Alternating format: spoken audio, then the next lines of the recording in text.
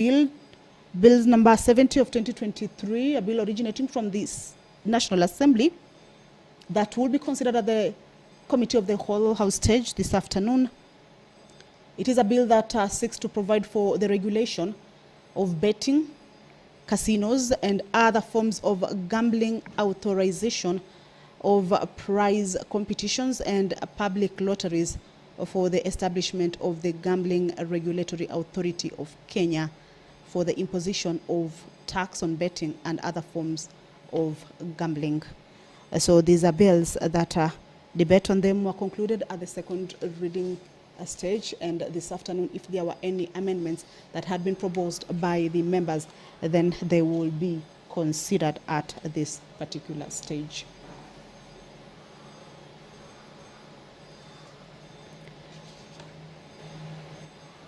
Two bills whose debate already kicked off on the floor of the House, but a debate was not concluded, are also scheduled for resumption of its debate. The Maternal, Newborn and Child Health Bill, a bill originating from the Senate by the Honorable Senator Beatrice Ogola, is one of the bills that this afternoon debate on it will resume. Remember that interruption of that debate was, or rather happened on the Wednesday of 8th of May, the year 2024, in the afternoon sitting.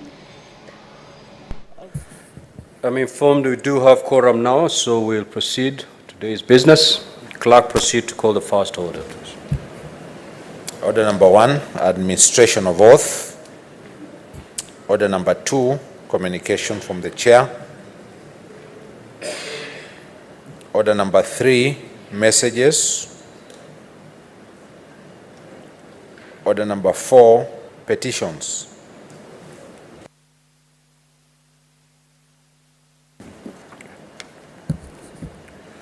Senator Gloria Nwamatinga, take your seats.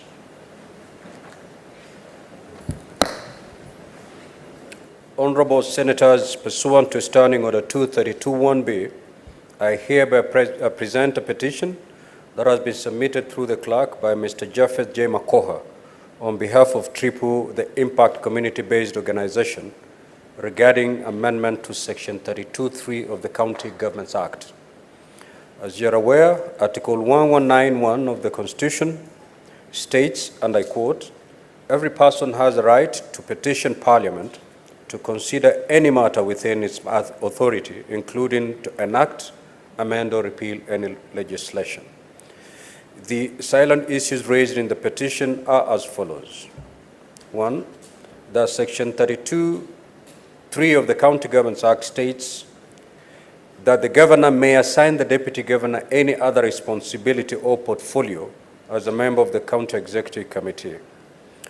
That this provision of the law gives the governors the discretion to assign or not assign deputy governors a portfolio within the county executive. The numerous disagreements have existed between many county governors and the deputies, which can be attributed to this provision in the Act. Thus, some first-time county governors have allegedly expressed fear that assigning the deputies some portfolios may render the governors ineffective and unpopular, especially where the deputies display better performance in governance, leadership, and service delivery. Additionally, some second-time governors who might prefer other candidates over their current deputies to succeed them may prefer not to assign the deputies any portfolio for fear of high performance, hence public popularity. That this situation has resulted in conflict between the offices of the governor and the deputy governor, and that citizens have questioned the usefulness of the office of the deputy governors in situations where governors have not assigned deputy governors a portfolio. The petitioners therefore pray that the Senate amend Section 32(3) of the County Governments Act with a view to making it mandatory for county governors to assign a portfolio for deputy governors. Now, Honorable Senators, pursuant to Standing Order 238(1), I do direct that the petition be committed to the Standing Committee on Justice, Legal Affairs and Human Rights for consideration. And in terms of Standing Order 238(2), The committee is required in not more than 60 calendar days from the time of reading this prayer, which is today, to respond to the petitioner by way of a report addressed to the petitioners and laid on the table of the Senate. I thank you.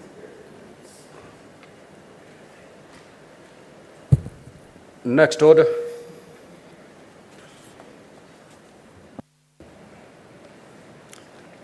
Order number 5, papers.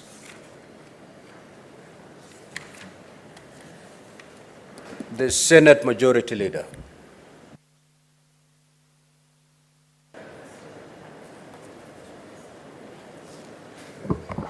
Thank you, Speaker. On behalf of the Majority Leader, I beg to lay the following papers on the table of the Senate today, 14th May 2024. Reports of the Auditor General on financial statements of the following for the year ended 30th June 2023. 1. Nairobi City County Government Revenue Fund. 2.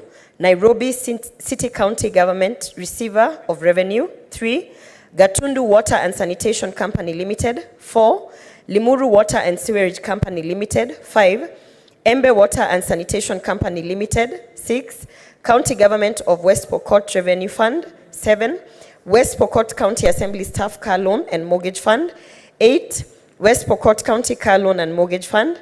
9. Kapenguria Water and Sewage Services Company Limited. 10. Lodwar Water and Sanitation Company Limited. I beg to lay. The Chairperson, Standing Committee on Justice, Legal Affairs and Human Rights.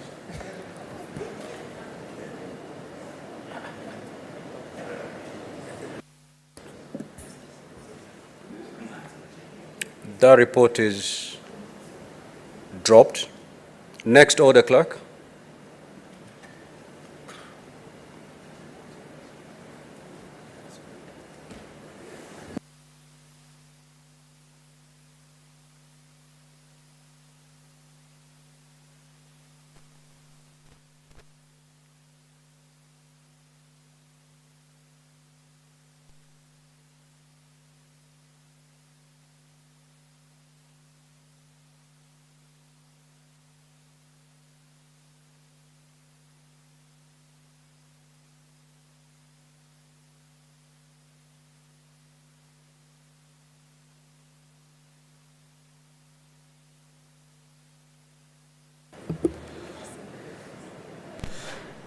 Order number 6, notices of motion. Order number 7, questions and statements. Statement pursuant to Standing Order 53-1, the Honorable Senator for Kakamega County, Senator Boni.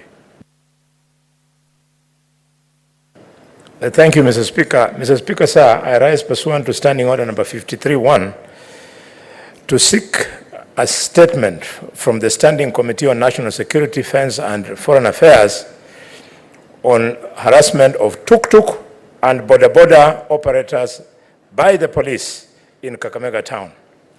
In the statement, the committee should, 1, explain the procedures for the arrest, detention, booking, and arraignment of all persons, particularly tuk-tuk and boda-boda operators who have been found to violate the law.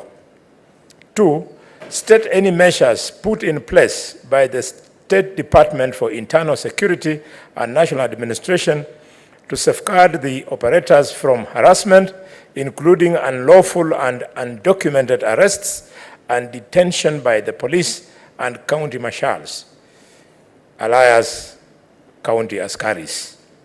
3, provide data on all arrests and detentions of the tuk-tuk and boda-boda operators made by police officers and county marshals in Kakamega town from the year 2023 to date, providing reasons for those arrests and detentions. 4, indicate when the county government of Kakamega plans to designate pick-up and drop-off points, as well as parking zones for tuk-tuk and boda-boda operators, as the absence of such zones has exposed them to unwanted and unwarranted harassment. And finally, Mr. Speaker, explain the rationale behind the ban on the operation of tuk-tuk and boda-boda operators past 6 o'clock in the evening, yet that is the considered peak hour. Thank you, Mr. Speaker. The Senator for Taita Taveta County, Senator Maruma. That statement is dropped. The Senator for Machakos County, Senator Agnes Kavindu.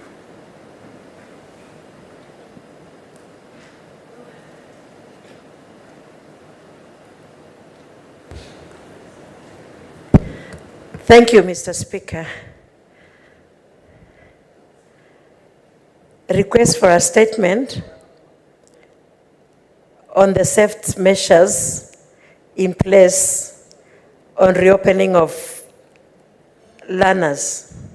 Mr. Speaker, I arise pursuant to Standing Order 53-1 to seek a statement from the Standing Committee of Education regarding the safety and hygiene measures in place ahead of reopening of learning institutions after postponement due to the devastating effects of the ongoing heavy rains to various schools across the country. In the statement, the committee should, 1, provide a report of all schools that were affected by the floods, stating the level and magnitude of destruction and the measures in place to ensure adequate safety of learners ahead of the reopening of schools.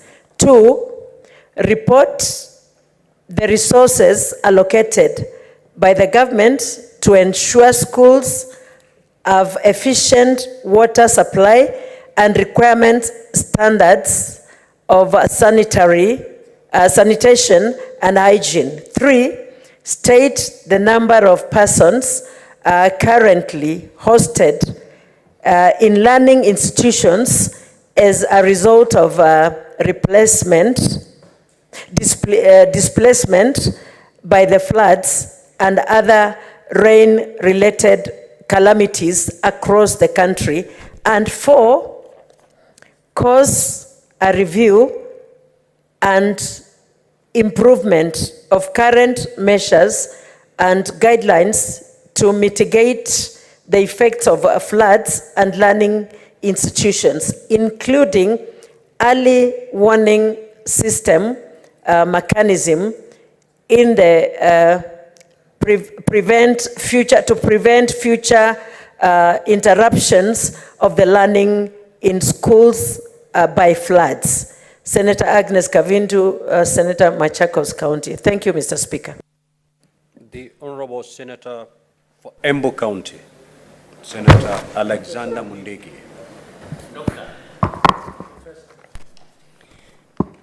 Request for statement on the conversion of the Seven Forks hydroelectric dams in Embu County from single-use to multi-use dams. Mr. Speaker, sir, I rise pursuant to Standing Order 53-1 to check a statement from the Standing Committee on Energy regarding the conversion of the Seven Forks hydroelectric dams in Embu County from single-use dams in multi-purpose dams. In the statement, the committee should, 1, explain the rationale for the continued under-exploitation of the full potential of Masinga, Gitaru, Kamburu, Kindaruma, and Kiambere dams solely designed for the production of electricity, stating why they have not been converted into multi-use dams to provide water for irrigation and household use within Embu County.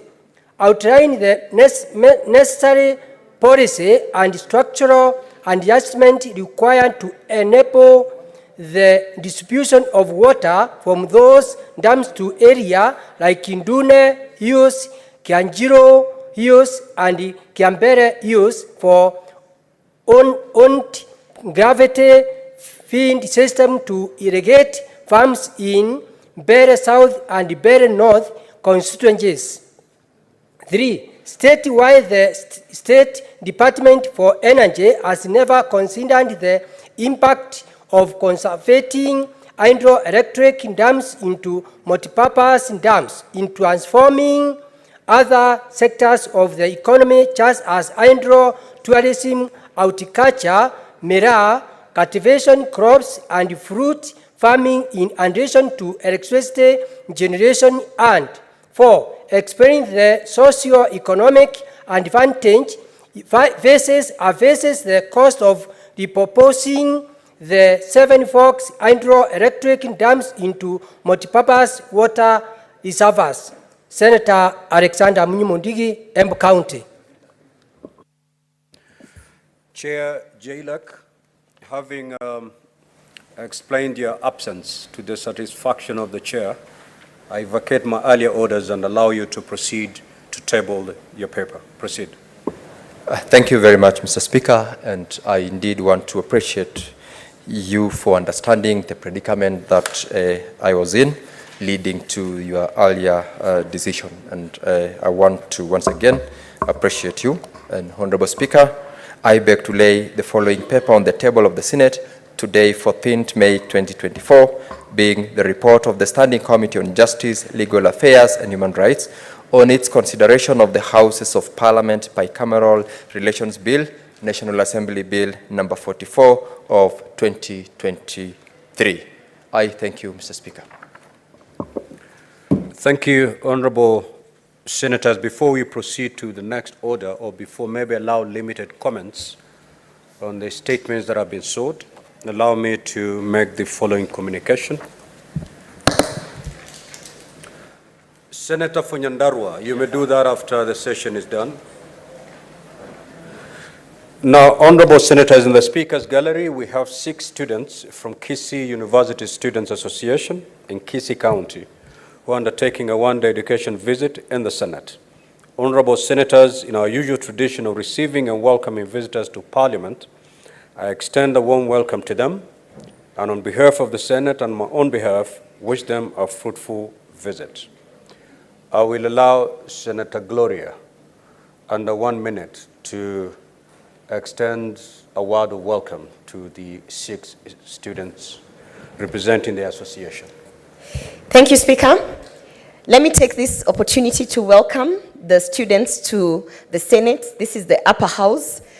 I'm very happy to see you here today. And you should know that we are privileged as Kisii County. We have 3 senators in this house. Our head of delegation is Senator Nyonka, who should be coming in shortly. We also have nominated Senator Esther Okenyuri, who is also on her way here. And I want to welcome you. I hope you get to learn what we do to protect devolution and that you may come back again. Asante. Now, Honorable Senators will allow limited comments on the statements that have been sought, starting with the Honorable Maanzo. Thank you, Mr. Speaker. Mr. Speaker, I would like to make a comment on the statement of Senator Mudigi, the great senator of Embu. Mr. Speaker, when it comes to the... Just, Honorable Manzo, I will also allow, though we have already committed that petition to the relevant committee, but you may, if there's a senator wanting to make an intervention of that particular petition, yes, you may take that opportunity when I call you out. Thank you, Mr. Speaker.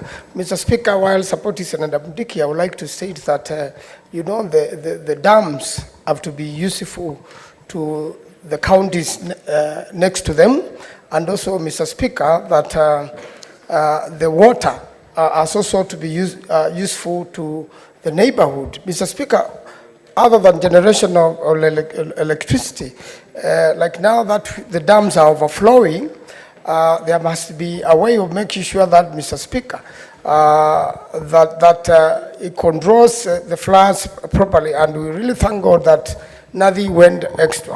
Mr. Speaker, on the petition, it is important to note that that petition is on devolution, and devolution is very key. The request may be appropriate, but the framers of our constitution found it that the deputy governor is the principal assistant to the governor. Mr. Speaker, if you go on to force the governor to mandatorily give an assignment as a minister to the deputy governor, then at times when you are a principal assistant, Mr. Speaker, then you may have also so much work while assisting the governor, so that having an extra job like be a minister for finance, as it happens one time in Machakos, it may also overwork the deputy governor. Mr. Speaker, although I agree that relationship has to be regulated further, Mr. Speaker, it's also a very tricky relationship, Mr. Speaker. When a deputy governor decides to undermine a governor, it also becomes very tricky, and there is no regulation as to that. And again also, when a governor is fully in charge, then we have seen historically when things happen to the governor, then automatically the deputy governor ascends to power. And therefore, while we keenly look at this petition, we need to make sure that, Mr. Speaker, the committee understands why the framers of the Constitution left it the way it is. I thank you, Mr. Speaker. I support.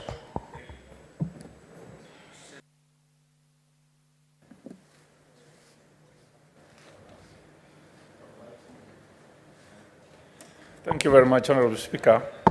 I want to contribute to the statement by Senator Khalwale.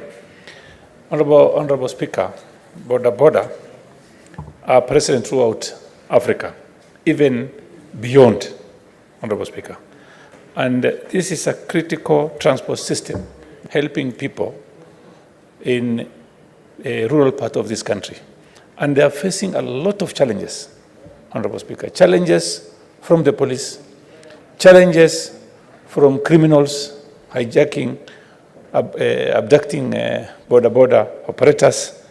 And Honorable Speaker, I think we need to protect this industry. This is an industry which is very, very important for this country. It has created a lot of employment and is going to create more opportunities for employment for our young people.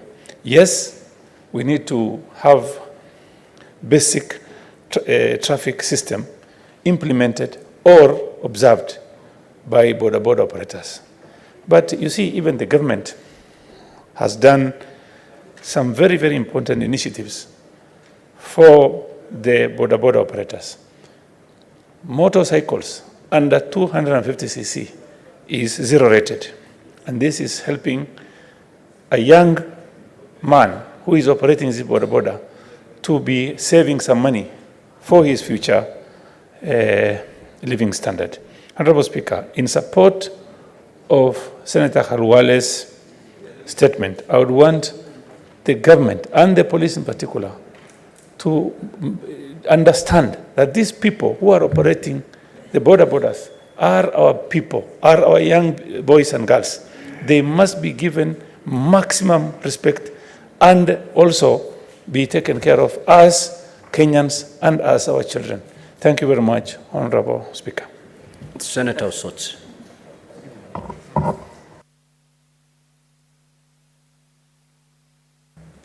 Thank you, Mr. Speaker, for this opportunity just to express my thoughts on the statements by Senator Khalwale and Senator Kavindu. Senator Khalwale's statement on border. I think the problem of harassment of borders is not just confined to Kakamega County, but in all our counties where border receive a lot of harassment from the police, from the passengers, from criminals. And I think this House has an opportunity to help the border sector by ensuring that the borders are protected from all these people, and particularly the police, Mr. Speaker. Mr. Speaker, we have criminals, we have insecurity all over the country, but the police find it easy to target the borders alone. But criminals, the real criminals are there running after our people and committing crimes. So I think it's important for the committee to really look at the issues before it on this matter and come back with a proper report to this House. On the statement by Senator Kavindu on the reopening of schools following the flood situation. Mr. Speaker, we have seen reports that suggest that a significant number of schools have not reopened because of the challenges around created by the floods. The classrooms were destroyed and the environment is not yet conducive for learning. I think it's important that we are made clear on this matter so that the learning is not discontinued in some schools while other schools are going on with the learning. So I think it's important for the Ministry of Education to really take charge and give Kenyans proper direction on this matter. On the petition, on the matter of Deputy Governor and his role, Mr. Speaker, I think the Constitution is very clear under Article 179 that the executive authority of a county is the governor, deputy governor, and the members of the executive committee. How deputy governors end up being spanner boys, we do not understand how that happens, Mr. Speaker. When the Constitution under Article 179 talks about executive authority is vested in the governor, deputy governor, and the members of the executive committee. Mr. Speaker, I read in today's daily, there is a ruling by one of the courts that governors have no powers to sack or even discipline the members of the county executive committee. I think now we have left everything to courts to interpret. I think it's important for the relevant committee to really look at these issues and advise this House on the way forward. Otherwise, Mr. Speaker, I think it's very unfair for deputy governors to continue being managed as small people around in counties. Some have been denied facilities like vehicles. Some have been given vehicles with no fuel. Some are even do not have an office. Mr. Speaker, when I become a governor, I will give my deputy governor full responsibility and powers, because the Constitution is very clear under Article 179 of the Constitution. I support. Senator Kathuri Murungi. First. Thank you, Honorable Speaker. Honorable Speaker, I want to make a brief comment also on the matter of the governors and deputies. The petition issued this floor this afternoon. Honorable Speaker, if you look in there on how even the deputy governor enters office in County Government Act Article 32, you realize that the deputy governor shall take and subscribe to the oath of affirmation as set out in the schedule to this act before assuming office. What does that tell you, Mr. Speaker? This shows that the deputy governor is actually subject to the oath of office. And once they join the executive and the governor, the first thing that the governors are doing is to make sure that the county, the deputy governor is, Mr. Speaker, left just to the galleries to read the newspapers, not even attending cabinet meetings because he's an executive member. And Mr. Speaker, these deputy governors, because I've interacted with them, I'll be proposing an amendment to this act, Mr. Speaker, to give deputy governors some power so that when working, they can be part of the system, Mr. Speaker. So in the next few days, we have gone to pre-publication, scrutiny, and I'll be advising the Senate on my proposals on the county governors. Mr. Speaker, in some counties. For example, Meru County, the first governor between 2013 to 2017 did not work closely with the governor. But when Governor Kireito Murongo became the governor in 2017 to 2022, the deputy governor was his CEC member finance. And they worked so closely for 5 years. They did their best. Even though they lost the elections, I cannot say this because they did not work together. It was other issues maybe within the community. But that is a classical example of how a governor can trust his deputy, even in the CEC finance. I was surprised that Senator Manzo said the CEC finance in Makueni was given a lot of work to do by the governor, which I really don't think so.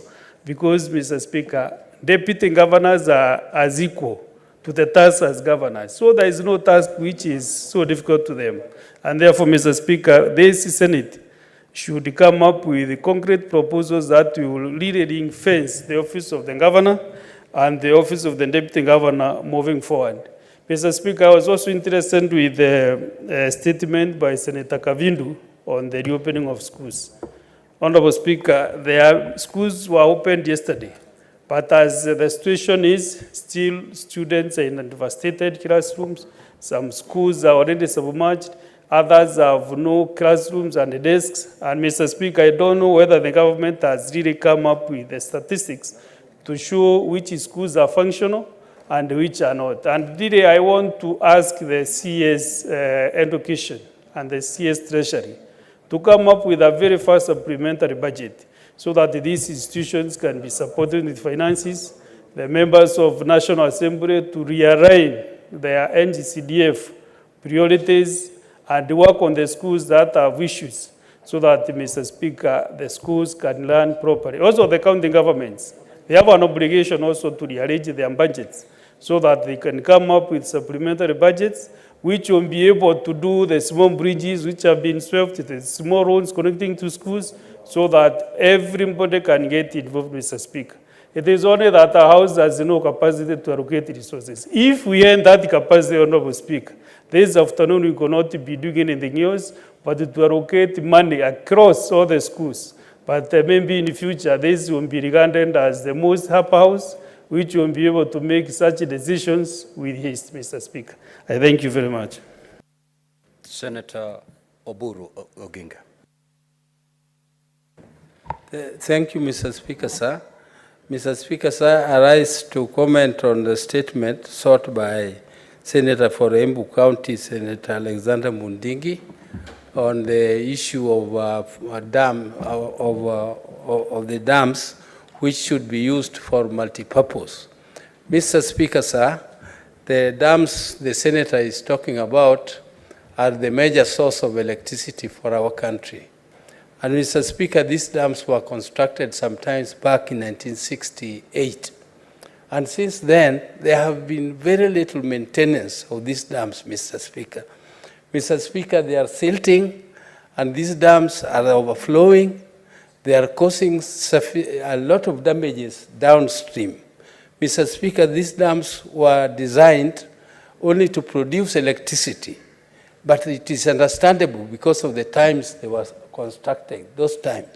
Mr. Speaker, it is very sad that there are new dams which were constructed much later in the country, like the Sondumiriu Dam, which is still having the same concept as the one of these Seven Forks dams in Embu, Mr. Speaker, single-purpose dams which are just producing electricity and not being used for multipurpose, for producing drinking water, for water to be used for irrigation and other purposes, Mr. Speaker. Mr. Speaker, I hope that these dams, once they are properly maintained, and the downstream dam, which is planned to be much bigger in the form of, say, the Aswan Dam, Mr. Speaker, will be constructed, and it will also be include multi-purpose use electricity and irrigation and other purposes, Mr. Speaker. And this is a lesson to the country, Mr. Speaker. Any other dams that we are constructing in the country should now be multi-purpose. They should not just be restricted to electricity. Mr. Speaker, I hope the committee will investigate this and give us a good report in the House.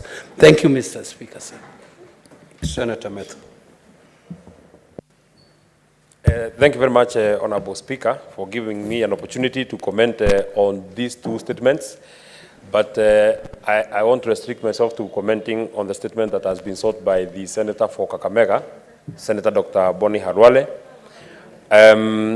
on the arrest, detention, booking, and arraignment of 4 persons, particularly tuk-tuk and border operators. Honorable Speaker, border operators and tuk-tuk operators for a long time have been victimized as people who are engaging in a business that seems to be illicit or illegal, Honorable Speaker. They have been mistreated by law enforcers, either from the national government and the county government. Just a short while ago, Honorable Speaker, when there was a crackdown on the smokers that operate as taxis, Sientas, Pro Boxes that have been operating and plying in short routes, especially in our rural counties, Honorable Speaker. Case on point, the tuk-tuks and Sientas that operate from Orkalau to Giugiu, from Orkalau to Nyahururu, from Orkalau to Kariamu, Honorable Speaker. There were something that the police were hiding behind, that these people do not have licenses, these people do not have insurances, Honorable Speaker. And when we held a meeting between those operators, Honorable Speaker, and the members of the National Transport and Security and Safety Authority, NTSA, Honorable Speaker, it was evident that most of these people are compliant. So, Honorable Speaker, law enforcers must stop hiding and harassing people who are engaging in business. Being a border operator and being a tuk-tuk operator is just a job, just like that of being the Speaker of the Senate, just like that of being the Clerk of the Senate, just like that of being a Senator of this Senate, Honorable Speaker. So I would want to ask that the committee will ensure it digs very deep to ensure that we arrive, and not only customed for Kakamega, and not only for restraining themselves to this Kakamega town, Honorable Speaker, they must ensure, and beyond the National Police Service, Honorable Speaker, they must go to the National Transport and Safety Authority, because that's another notorious group of people that harass our business people who are border operators and tuk-tuk operators.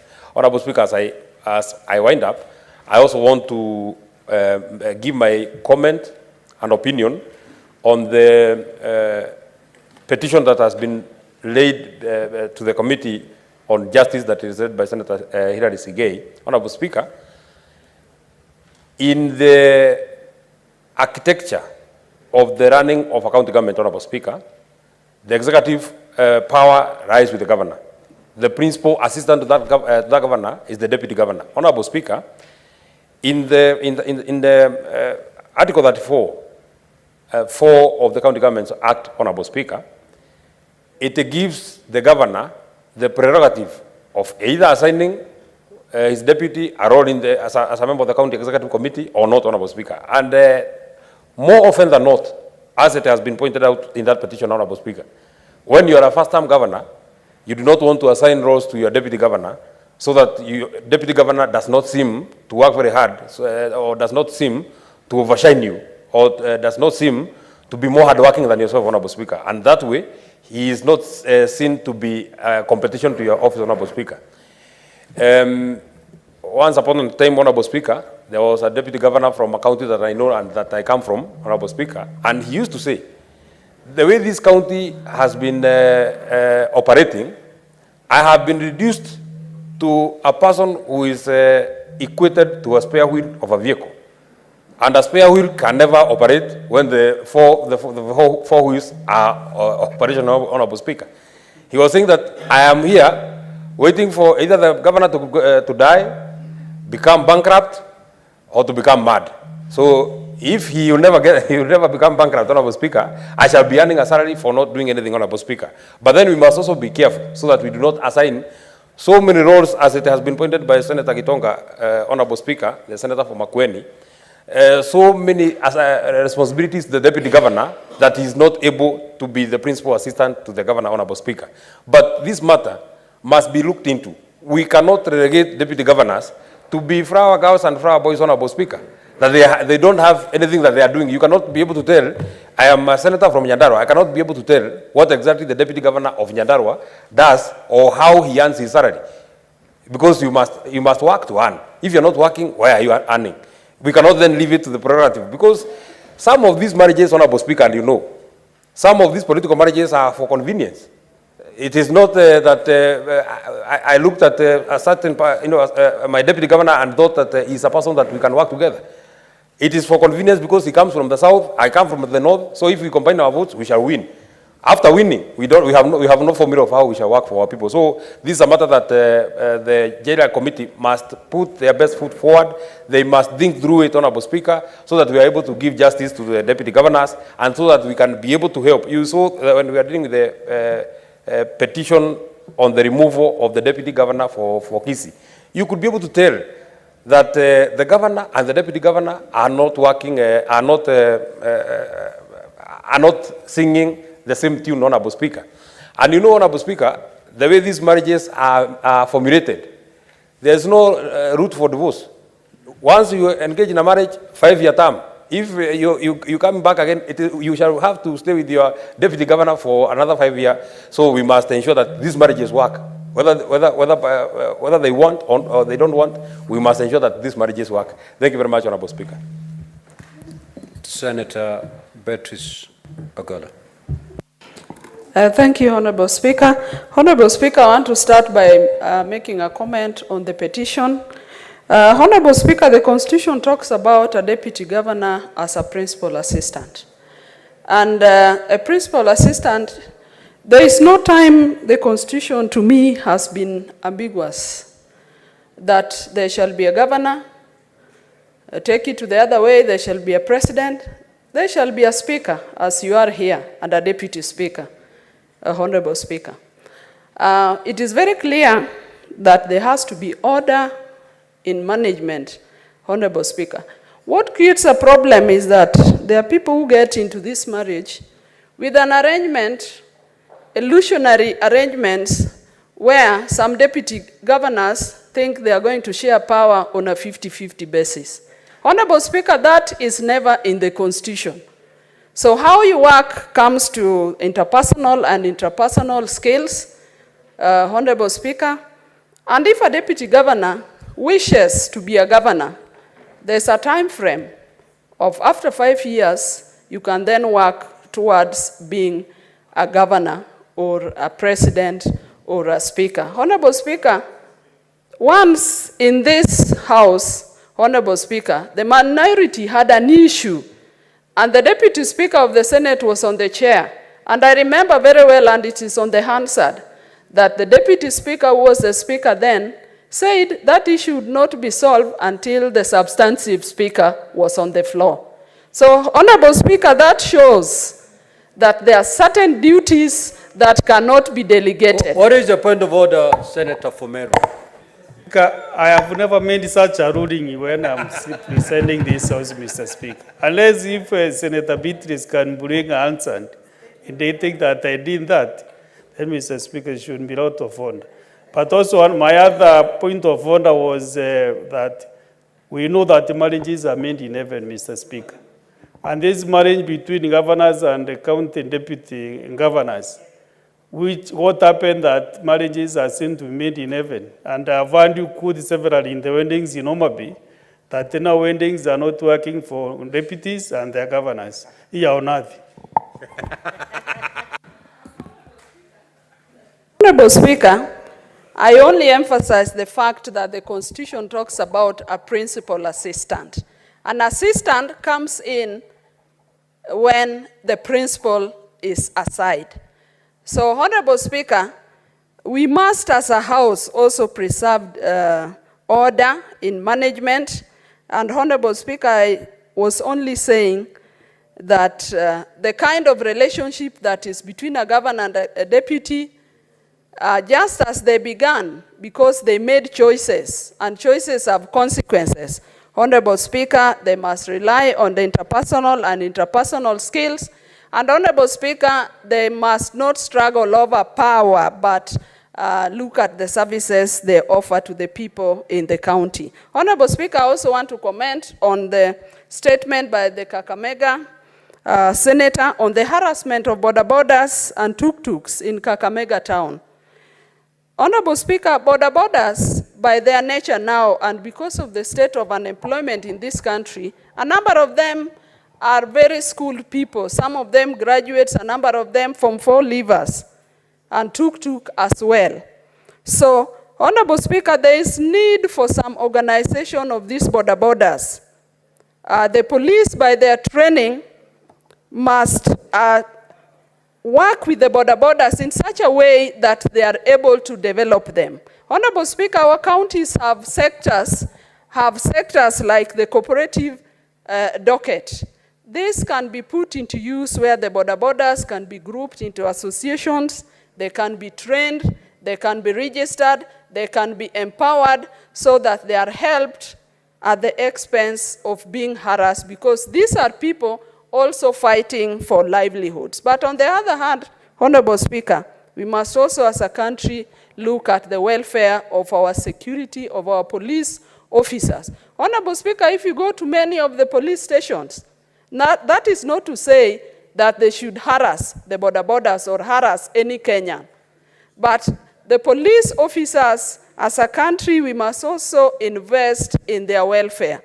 If you go to police stations, and example is my station in Dewa town, and you see the way in which the police officers are living in deplorable houses, as a country, we must also invest in looking at the welfare of the police officer. And lastly, Mr. Speaker, sir, on the safety and hygiene measures put in place ahead of school reopening by the senior senator, Senator Agnes Mutama. Honorable Speaker, just yesterday I watched on news and saw people in Bomet putting in place on their own a bridge because floods, this bridge had not been completed, and pupils and students have to cross from one village to the other.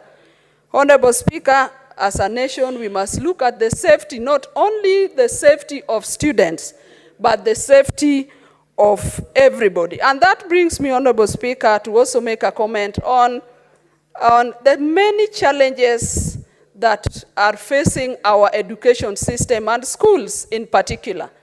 Honorable Speaker, we've seen teachers who are referred to as interns. I'm a teacher myself, but that word from the word go was illegal because a teacher by its nature is already somebody who is trained and has gotten teaching practice, so you cannot be an intern again. Honorable Speaker, the welfare of teachers must also be taken care of, and the Teacher Service Commission must put in place a way of solving the issue of the teachers once and for all. Honorable Speaker, I support these two statements. Senator Samson Chirenge, Fanandi. Thank you, Mr. Speaker. Sir, I want just to, in quick succession, support that deputy governors, Mr. Speaker, be given opportunity or be assigned role. I think devolution has come full circle. We know what works. And Senator Oburu remembers we were being told, let's pass the constitution to pitishe, alafu turekebishe. That was the mantra when we passed this 2010 constitution, Mr. Speaker, sir.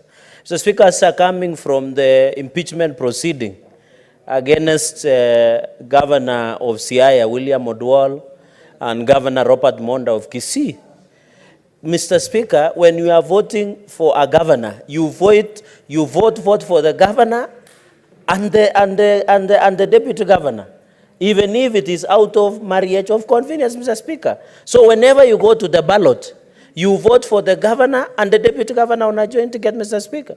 And therefore, we cannot allow governors to earn salaries and be reading newspapers and drinking chai and mandasi at the expense of the taxpayers, yet they don't have a job description, Mr. Speaker? Why is it why would governors be worried about the ambitions of deputy governors? Any politician who does not have ambition is not a politician, Mr. Speaker. So what I want to say, let us amend the law, let us give designation, because a deputy governor is elected as a governor, because when you vote, you don't only vote for governor, Mr. Speaker. And remember, even in Robert Monda's impeachment and William Odwal, we were touching the same threshold of impeaching a deputy governor just like a governor, Mr. Speaker. So when it comes, governors cannot have their cake and eat it. The same we treat with the threshold that we put, Mr. Speaker, we must ensure we put in place. Mr. Speaker, we have seen even other governors have gone ahead and frustrated their deputy governors. For example, the governor of Siaya, we saw he cannot access his office. He doesn't have a vehicle, he doesn't have fuel, he doesn't have any allocation of resources, Mr. Speaker. Is that how we want to ensure that we put in place, Mr. Speaker? Mr. Speaker, what is your point of order on the issue of Oburu? Mr. Speaker, sir, Standing Order 105, can he substantiate the fact that the deputy governor does not have a vehicle, does not have a location, does not have fuel, does not, Mr. Speaker, those are very wild allegations which should not be left to go without any substantiation. Senator Fernandez, proceed to substantiate, failure to which you apologize and withdraw. Mr. Speaker, can I be given up to tomorrow afternoon to provide further substantiation? Thank you, Mr. Speaker. Mr. Speaker, on the issue of floods and reopening of schools, I'm aware there are a number of schools of around 70 plus that are yet to be opened because of security and floods, Mr. Speaker. I heard the president has said 1 billion has been allocated to rehabilitation through CDF. I want to request the Ministry of Education to fast-track the issue of capitation to most of their schools, Mr. Speaker. And even to ask public health sanitation officers to be on high alert. Let public health sanitation officers, Mr. Speaker, please visit the schools, Mr. Speaker, because some of these schools, Mr. Speaker, a number of them, Mr. Speaker, some of the toilets, the classroom are not habitable for human beings. So I want to ask the public health sanitation to ensure they check on the issue of floods across the country, Mr. Speaker. I think a very important point, even as we try and reopen schools, let us not reopen schools as a ritual. Let us open schools when it is ready. We have in Baringo a challenge of insecurity, Mr. Speaker. We have most of the schools that they have lost infrastructure. Let capitation be released, Mr. Speaker. And in that, Mr. Speaker, you saw the junior secondary schools in towns were demonstrating in town yesterday because, Mr. Speaker, out of 46, the government has committed in hiring 23,000, Mr. Speaker. I want to ask the JSS interns to be patient. The government insists of the matter. We are going to hire 23,000 in the first batch, Mr. Speaker. I hope what we need to do, and I saw the contempt that the National Assembly was treating our division of revenue to 415 billion, they should be giving more money to hire the entire 46,000 teachers under JSS program, Mr. Speaker. And as a Senate, Mr. Speaker, we shall not be cowed or intimidated by the National Assembly. You cannot throw away the baby plus the bathwater, Mr. Speaker. The fact that there is larceny, plundering, corruption, ineffectiveness, inefficiency, ineptitude in county governments does not justify us, Mr. Speaker, to deny them resources, Mr. Speaker. So on the issue of interns, I request, I'm aware we are supposed to hire 23,000. Let 46,000 be hired, Mr. Speaker. That fourth point, and it is good that a number of members of Energy Committee is on the issue of Kindaruma of being used multipurpose, Mr. Speaker. Mr. Speaker, we are having a lot of water. What is the Water Harvesting Authority doing? I saw in Makueni, all dams, water pans are full. But the Water Harvesting Authority are not telling us about the safety of those dams, Mr. Speaker. Mr. Speaker, yours truly, I was the chair who investigated the Solai Dam strategy. In our recommendation, which was adopted by the House, we recommended that the Water Harvesting Authority check out the status and the safety of dams, water pans, and water gullies across the country, Mr. Speaker. If that had been done, there would have been no deaths in Mayomaya, Mr. Speaker. If that has not been done, The dams that in Makueni now you are thinking they are full. They can burst their banks at the moment, Mr. Speaker. So as we discuss this issue, I want to challenge the Kenya Power and Lighting Company and Ministry of Energy. Harvest water, ensure we get enough and sufficient, Mr. Speaker, electricity. So that, in fact, I expect this month, Mr. Speaker, and I know Senator Sifuna will be happy, that the cost of electricity will go down. Because we have had hydro energy that is a lot that now should allow the cost of electricity to go down, Mr. Speaker. And that is very important, even as we discuss the finance bill going into the future, Mr. Speaker. So, Mr. Speaker, the water harvesting, the ensuring that we give the necessary energy and going to, and Mr. Speaker, it is embarrassing in this city. It is raining, there are floods, roads are not passable, but there is no water in the tap. How can you explain? Even I know most Nairobians, Mr. Speaker, don't take shower because it's very cold. But the point I'm making, Mr. Speaker, the use of water should not be on the high hand, Mr. Speaker. Finally, Mr. Speaker, on the issue of border, in conclusion, Mr. Speaker, and thank you for this indulgence that you have given to us today to commend success in a succession manner. The issue of border.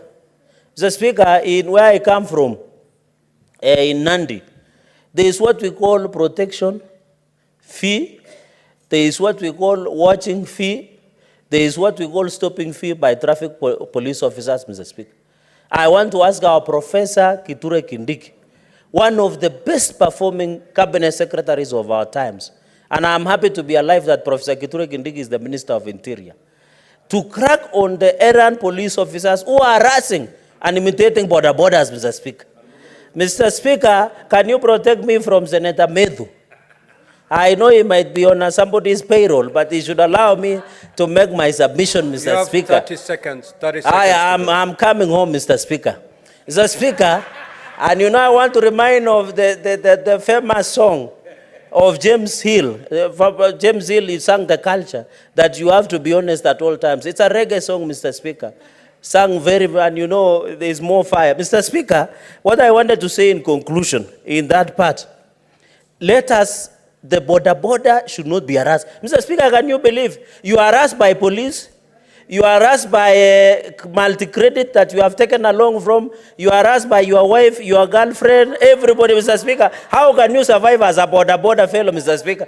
Platinum credit is here to harass you. In fact, platinum credit are worse. When you are almost finishing paying for border, they cut your border disappears, Mr. Speaker. So, Mr. Speaker, our border people must be protected. I know sometimes, and I want to ask border people on a lighter note, please, as you take our daughters to school, please don't hide them for 4 days like what happened in Kitengela. We want them to be disciplined, let them do their job so that they are not due to parents. With those many remarks, Mr. Speaker, I support it. I thank you. Now, lastly, Senator Crystal Asige. Thank you very much, Speaker. I will rise in support of Senator for Kakamega's statement on border sector. Speaker, there's no doubt that the border sector in this country has and continues to contribute tremendously to our economic growth. I mean, in the SME ecosystem itself, it has been the one major factor of many SMEs being able to do business easily, and to be able to transport their goods and services across the country. Also, Mr. Speaker, the border industry has created employment for young people, and also created employment for those who perhaps had other plans with their careers, but have found themselves needing to get creative on ways of income. Now, Mr. Speaker, it's very important, as has been said in the statement, that these border operators are protected, especially because we have also seen a surge in women border operators in the last several years. Them taking up borders, them buying them, operating them, and working, day and night as well in order to better their own lives as women border operators. So it's extremely important that they be protected by our security services. And Mr. Speaker, on the flip side of that, it is a double-edged sword, this matter of the border industry, because they also are being used to conduct criminal activity and being used in very duplicitous ways, unfortunately. So as we continue to, through the Senator's statement, look for protection for border operators, both men and women, we also need to look at how are they also being disciplined at the same time, so that the users of border borders can also feel safe when engaging with these operators. Mr. Speaker, it's very important. We also, of course, know that border borders conduct these criminal activities specifically around attacking or petty crime for women and young girls in the country because they're the most vulnerable, as well as people with disabilities. So this needs to take a double-edged sort of approach and for both sides of the coin to be protected, Speaker. I also want to stand in support of the statement by Senator for Machakos County. Mr. Speaker, wash facilities already in this country, in many parts of the country, are substandard. Sometimes it's not even available at all in many of our schools, especially in the rural areas, Speaker. And right now, I've had many reports since the flooding has started and throughout the flooding, and even today, whereby special needs schools and schools with children with disabilities have no wash facilities because of this particular flooding that we've seen in the country. And of course, we have seen as well in special needs schools and kids and learners with disabilities who are in different institutions, learning institutions across the country, also suffer because the floods have taken all of their assistive devices. They have washed away things like laptops and assistive devices like Braille machines, Mr. Speaker, Braille paper. Mr. Speaker, Braille paper costs about 2,000 to 4,000 shillings, while a school book can cost 20 to 50 to 100 shillings.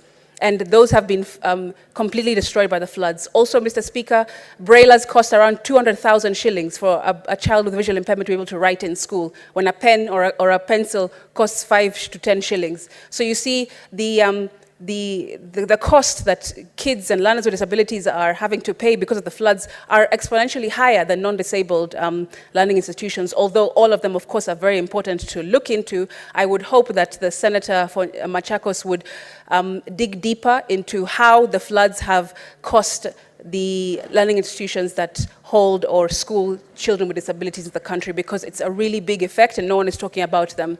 Mr. Speaker, there's no point of donor companies, partners from across the world. Even right now, there is a conference called the Inclusive Africa Conference that is talking about assistive technologies and devices for PWDs across the country. There's no point of these amazing initiatives and assistive equipment being brought to the country and being donated to our schools, like Thika School for the Blind, like Likoni School for the Blind and others, when in one foul swoop, Mr. Speaker, the flood completely destroys everything. And then schools have to start from scratch because these are aid assistance that are being given to these schools. There's no sustainability in the country for these devices, for these schools, for these learners. We need more manufacturers to be brought to Kenya so that these equipments can be found easily and also to be found cheaply within the country. So we don't have to rely on the Western world to be bringing them to us and then lose them in a moment through these types of weather patterns that we're seeing. I thank you, Speaker.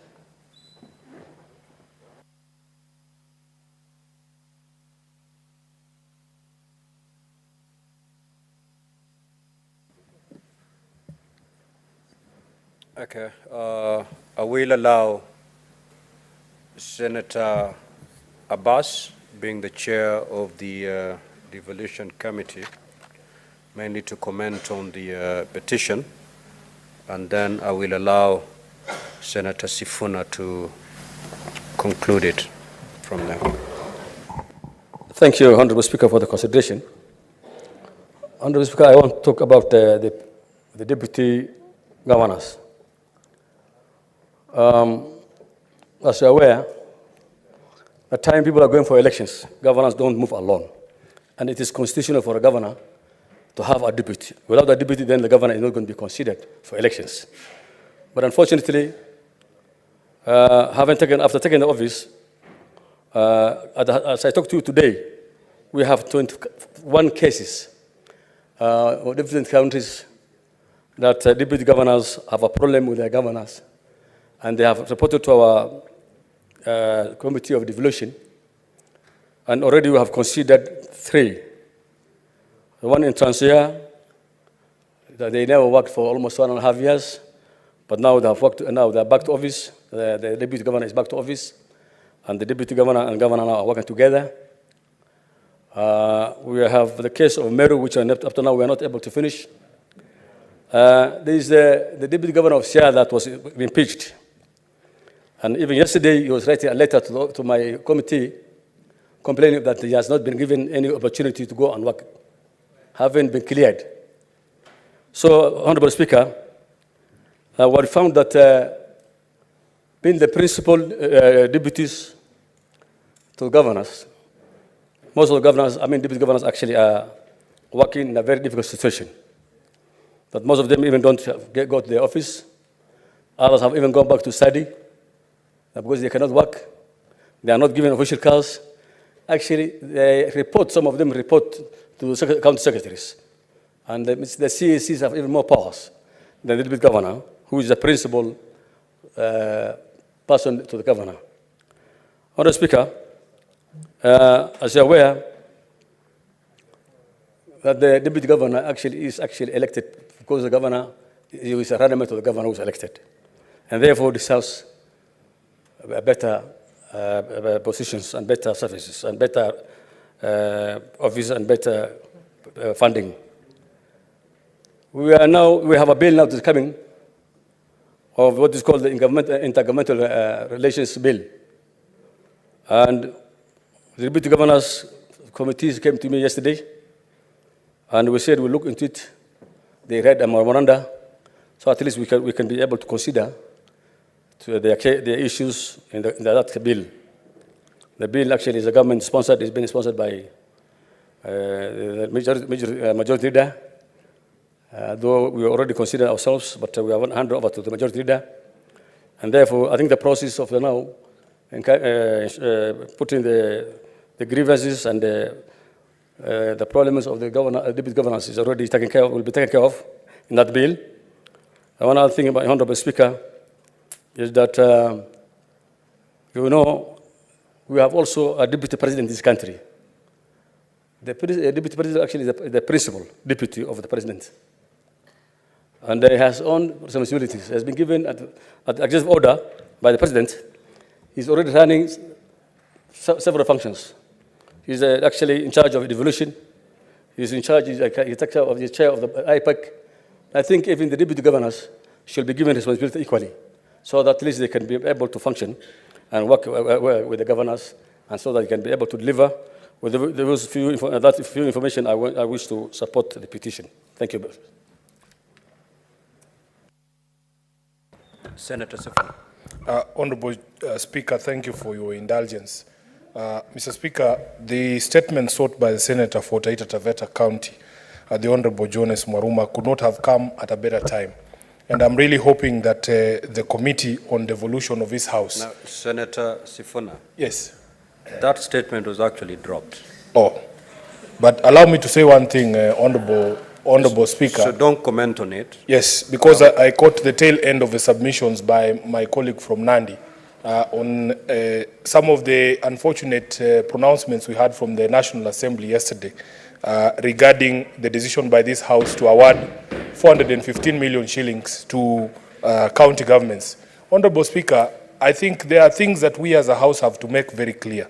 Number one, when we ask for more resources to be devolved to county governments, it's not to take away from the CDF or the National Affirmative Action Fund in the National Assembly. I think what some honorable members in the National Assembly were trying to do is to poison the mind of Kenyans that, in fact, we are going to raise those funds in order to raise the 24 billion extra that this House passed for county governments. Number two, Honorable Speaker, I want the National Assembly also to address itself to the question of whether there is corruption, mismanagement, and misuse of resources in the national government. So that when they stand up and castigate county governments and say, oh, all these people travel with their girlfriends, it's not as if officers in the national government do not have girlfriends that they travel with. Mr. Speaker, if we are going to have a conversation, I think that conversation has to be an objective conversation. Mr. Speaker, finally, there has to be also a time that in this country, we demonstrate to each individual county how the money that has been allocated to the national government is spread across the 47 counties. Because there is inordinate focus, Mr. Speaker, on the money that is sent to counties from this particular house, and it represents less than 10% of the budget. Mr. Speaker, every time you ask, why are roads not being built in Nairobi? Mr. Speaker, in Nairobi alone, we have 50 stalled road projects. When you ask, you say, oh, but Nairobi received 20 billion shillings. Mr. Speaker, an analysis was done of the distribution of resources at the national level from the Kenya Rural Roads Authority and from Kenya. Mr. Speaker, and by illustration, this was an analysis of the constituencies allocation from Kera and Kura in Kiambu County. And we will not be surprised that the person who was castigating Senate yesterday, the Honorable Kimani Ichung'wah, the Member of Parliament for Kikuyu, Mr. Speaker, out of the money that is allocated, 350 million shillings allocated to Kiambu County and Akura, 220 million shillings has somehow found its way to Kikuyu constituency from where this Member of Parliament comes from. Mr. Speaker, 94% of the money under Kera is utilized in Kikuyu constituency alone, 1.45 billion shillings, Mr. Speaker. And if you ask Honorable Ichung'wah to add money to the counties, Nairobi alone, Mr. Speaker, the bill for electricity that is owed to Kenya Power is 1.5 billion shillings, Mr. Speaker. So that the money that Ichung'wah receives is enough to pay our electricity bills here. Senator Gloria, what is your point of order? Thank you, Mr. Speaker. I am aware we are discussing county issues, but Mr. Speaker, we still have to be guided by our standing orders. And they are very clear about discussing any other member of, a member of parliament, either from the Senate, Mr. Speaker, or from here. And imputing improper motive, Mr. Speaker. Mr. Speaker, and I understand, Mr. Speaker, allow me. Honorable, order, allow me. Faki, order. Mr. Proceed. Speaker, protect me. I'm just saying, I understand that we are trying to highlight on the issues of devolution, Mr. Speaker. But can the Honorable Senator of Nairobi try and make his point without discussing another member of parliament who is actually not in the house, Mr. Speaker? That is my point of order. Senator Gloria, which standing order has been violated? Mr. Speaker, on, I think it's 98, Mr. Speaker. Mr. Speaker, just allow me, because I know that this is how we are used to sitting me down. There is even content 101, Mr. Speaker, contents of speech. If you go to 101.3, it shall be out of order to use offensive or insulting language, whether in respect of the senators or other. Now, 4, no senator shall impute improper motive to any other senator or to a member of National Assembly, except upon a specific and substantive motion, of which at least 3 days' notice has to be given, calling in question the conduct of that senator or member of parliament. Mr. Speaker, if we want to discuss about the Honorable Member of Parliament, Kimani Ichung'wah, Mr. Speaker, Sifuna should just bring a substantive motion and we can discuss his budget of his constituency and whether he's using his money or not. Mr. Speaker, Kimani Ichung'wah is not in the house today, so let Sifuna limit his elaborations and discussions to devolution and whatever is. We're leaving out Kimani Ichung'wah from this situation. Thank you. Order, honorable senators. The Senator for Nairobi, as you make your intervention, kindly adhere to that standing order. Do not impute any improper motive on either your honorable colleagues, senators, or a member of parliament. So kindly proceed as advised. I am well guided, Honorable Speaker, but I was thinking that colleagues in this House would be more defensive of the decisions of this House because yesterday the entire Senate was being discussed, Honorable Speaker. And in fact, Mr. Speaker. Order, Honorable Senator. Mr. Speaker, this is an extract of an analysis of the road allocations by those 2 national government entities in Kiambu County as a demonstration. Senator Gloria. Mr. Speaker, you must protect me from people who think that by rising on points of order against me, I'm going to make them famous. Because I see them sharing on social media that Sifuna and so are in an exchange. You will have to find your own fame by the quality of debate you bring to this floor. Mr. Speaker, let me conclude. Let me conclude by saying,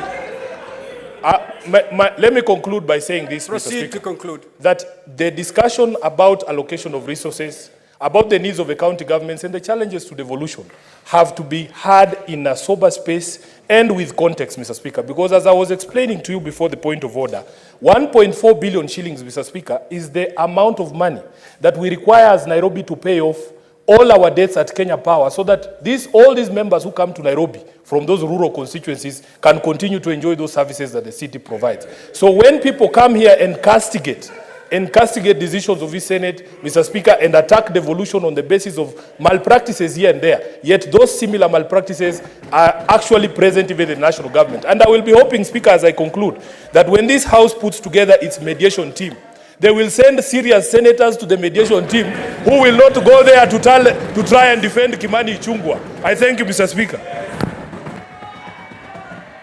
Order, honorable senators.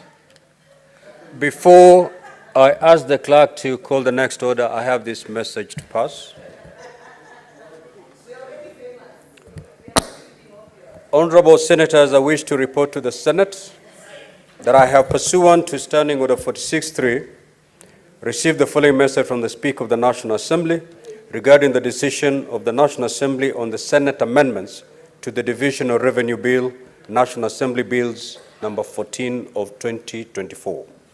The message dated Tuesday, 14th of May 2024, was received in the office of the Clerk of the Senate on the same date. Now, pursuant to Standing Order 46.4, I now report the message. Pursuant to the provisions of Standing Order 41.1 and 148B of the National Assembly Standing Orders, I hereby convey the following message from the National Assembly. Whereas on Wednesday, 20th of March 2024, the National Assembly passed the Division of Revenue Bill, National Assembly Bill number 14 of 2024, and thereafter referred the bill to the Senate for consideration in accordance with Article 110(4) of the Constitution. And whereas on Thursday, the 2nd of May 2024, the Senate considered and passed the said bill with amendments and referred it back to the National Assembly for concurrence. Further, whereas on Monday, 13th May of 2024, the National Assembly considered and rejected the Senate amendments to the bill, thereby committing it to a mediation committee in accordance with the provisions of Article 112(2) of the Constitution. Now, therefore, in accordance with the provisions of Article 112 of the Constitution and Standing Orders 41.1 and 148B of the National Assembly Standing Orders, I hereby convey the said decision of the National Assembly to the Senate and seek the appointment of 9 senators to a mediation committee to consider the bill in accordance with Article 113 of the Constitution. Honorable senators, consequent to the said decision, the Speaker of the National Assembly appointed the following members of the National Assembly to the mediation committee to consider the bill in accordance with Article 113 of the Constitution.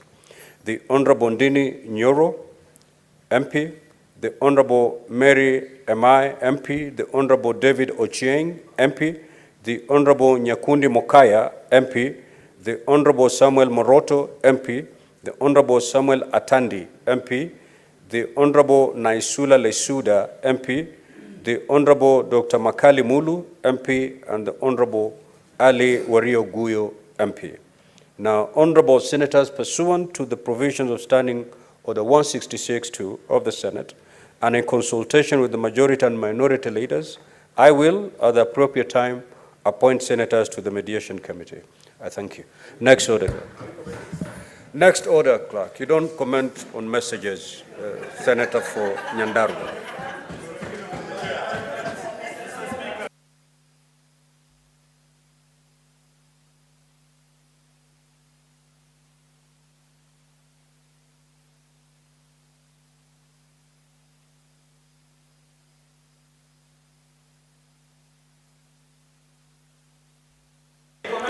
Okay, honorable senators,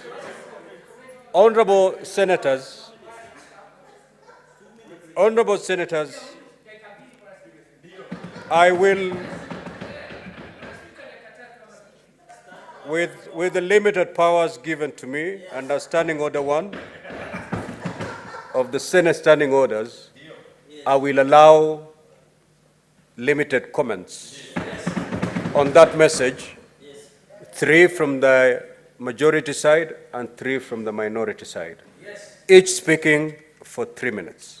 Yes. Senator Fonandi. Let me go here so that it is captured. Mr. Speaker, thank you very much. Mr. Speaker, I want to repeat.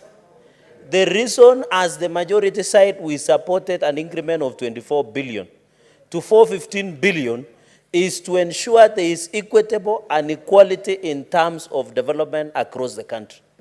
Mr. Speaker, it is a shaming. It is unfortunate that members of National Assembly, without running afoul of Standing Order 101, yesterday misled the country by saying we were removing CDF, Sijui Kera money. How, Mr. Speaker? And I'm wondering how can they mislead the whole country? In fact, as Mr. Speaker, asking for 415 billion, Mr. Speaker, is being modest, considering the budget of the country is 4 trillion. Mr. Speaker, in fact, the National Assembly must blame himself because the latest audited account, Mr. Speaker, is them who have taken behind. It will become a hard, Mr. Speaker. Mr. Speaker, I want to ask. In fact, I am donating myself for free to be part of mediation so that I can fix them, Mr. Speaker, at the floor of the House, Mr. Speaker. Because as Bob Marley said before he died at 36 years old, Mr. Speaker, in 1981, more fire, Mr. Speaker, he said there is much too honest in terms of running a society, Mr. Speaker. I want to challenge, and I know the National Assembly, Mr. Speaker, let us allow counties have for 15 billion. Let us develop our counties, Mr. Speaker. Even if there are corruption, let us fight corruption, but give money to counties for development, Mr. Speaker. Senator Kajwang. Mr. Speaker, the nation must know that revenue is divided in Parliament. It is not divided at IBEC. It is not divided in Karen. It is not divided in private residences. And Mr. Speaker, I am very proud of this Senate, and more so the chair of the Finance Committee and the members of the Finance Committee, for standing up for county governments and for reasserting the role of Senate as a house that divides and allocates revenue. Mr. Speaker, when we set up that mediation committee, I hope we will put in men and women senators with spine, because in the 11th Parliament, we had mediation every year. In the 12th Parliament, we had mediation 3 out of 5 years. Mr. Speaker. Senator Kajwang, are you implying that we have senators without spine? Yes. Proceed. Mr. Speaker, we have a lot of senators with spine, not all of them. But Mr. Speaker, I hope that the mediation committee will stand firm for the Senate, and they will not be intimidated by political party and partisan politics. This is about county governments. This is not about Kenya Kwanza. This is not about Azimio. And we hope that the way we stood up when you are coming up with a formula for revenue allocation, that this Senate will stand up to be counted. Where the Council of Governors failed at IBEC, where the National Assembly is failing county governments, that the Senate will be the house that lives up to defend and protect the interests of counties and their governments. And to the members of the National Assembly, when this money goes to counties, really, this money goes to constituencies.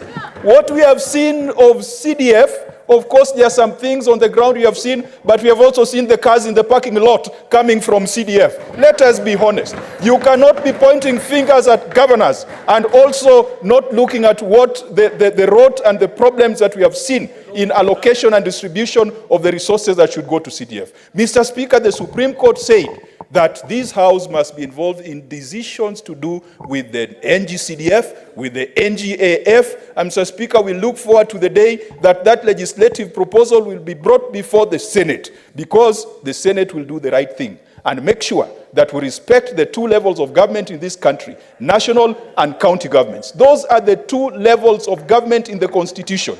Those other creatures were of the past Constitution. Mr. Speaker, the Senate is going to do the right thing, and the men and women in that mediation committee, please do not do what they did with Linturi. Shame on them. Shame. Senator Methu. Honorable Speaker, we watched with great disappointment yesterday, Honorable Speaker, as our colleagues were misleading the nation. And Honorable Speaker, there is something that we would want to demonstrate that was not demonstrated at the National Assembly yesterday. When they proposed that counties get 391 billion, how much had they gotten last year? They had gotten 385 billion, an addition of just 6 billion. what is the growth in the national budget? If the growth in the national budget is over 400 billion, how do you send 6 billion to the counties, Honorable Speaker? Honorable Speaker, we cannot purport to keep telling governors, we want you to employ more doctors, we want you to employ more nurses, we want you to employ more ECD teachers, Honorable Speaker. And Honorable Speaker, we are not sending money is there. Where do you expect these governors to work from, Honorable Speaker? Number two, Honorable Speaker, there has not and there shall never be a competition between devolution and CDF, Honorable Speaker. If anything, the courts have pronounced themselves on the position of CDF, Honorable Speaker. For CDF to be constitutional, it has to come to this House, Honorable Speaker, so that we shall also make our voice known, Honorable Speaker. This argument cannot be one-sided, Honorable Speaker. That honorable members of the National Assembly, Honorable Speaker, are the umpires and they are the judges of who is working, who is not working. Where have you gotten approval that what is working is only NGCDF and GAV, Honorable Speaker, and devolution is not working, Honorable Speaker? Honorable Speaker, Honorable Speaker, we want medicine in our hospitals, Honorable Speaker. I sit in the Public Accounts Committee, Honorable Speaker. We are saying that we want counties to improve in service delivery, Honorable Speaker. Much of the functions that we are saying should be pushed to the county governments. If we push services to the county government without resources, how are they expected to offer these services, Honorable Speaker? Finally, they say when you want to kill a dog, you give it a bad name. Now, devolution is being killed because of a malpractice here, another malpractice there, another malpractice there. Honorable Speaker, Honorable Senator Kajwang and I sit in a committee called Public Accounts Committee. We have seen governors who have gotten unqualified audit opinions, Honorable Speaker. It is to mean that devolution is working in some counties, Honorable Speaker. If governors are not working, if devolution is not working, it is in your county and you have the ability to elect a governor that is working, Honorable Speaker. We cannot kill devolution because we have a bad governor, we have a raw governor somewhere, Honorable Speaker. We cannot, Honorable Speaker, Honorable Speaker, we had a member of parliament is complaining that a governor is disrupting. Your time is up, Senator Ledama Olekina. Thank you, Mr. Speaker. Mr. Speaker, it's time for us to reason, and to reason well like a house that unites the whole country. This is a time when I'm pleading to my colleagues from the other side of the aisle. Let us just not make noise today, but actually let it be actionable. This is the only opportunity we have. This is the only opportunity we have. Order. You know, I'd rather speak, I'd rather tell you what is on my mind. Senator Ledama. Order, Senator Fernandi. I don't need your assistance to bring order to this House. Mr. Speaker. Senator Ledama, you started very well. Please, there is no side or there is no honorable senator who has made any noise.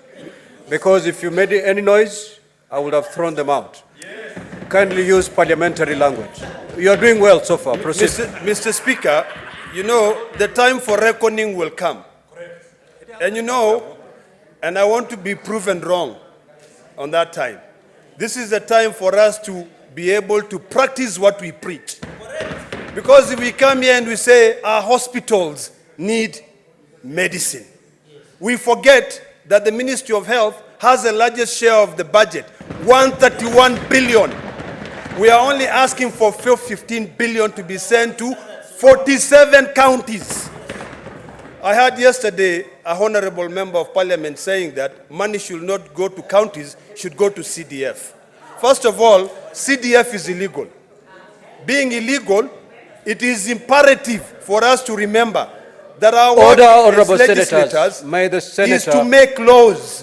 So we are making laws, we are dividing money between two levels of government. We have done the calculations, we have institutional, constitutional bodies that advises. The Commission of Revenue has given us a figure. Our Committee on Finance has settled on 415 billion. It is only logical that we go by that professional advice. So, Mr. Speaker, I want to request my colleagues that because we will select distinguished men and women who we know will fight for devolution, to be able to go to that mediation committee. Please do not come back here saying that you've been compromised. Do not come back here telling us that, oh, you had to give in. It's a give and take. There's no give and take. Let me tell you the hard realities. This Senate does not have money. Today, joint services, parliamentary joint services, has more money. What is this animal called joint parliamentary services? If the Senate itself does not even have money for the committees, what are we talking about here? Let us be realistic. If we do not fight for the Senate, we will go down in history as a house that failed to defend devolution. Senator Kathuri.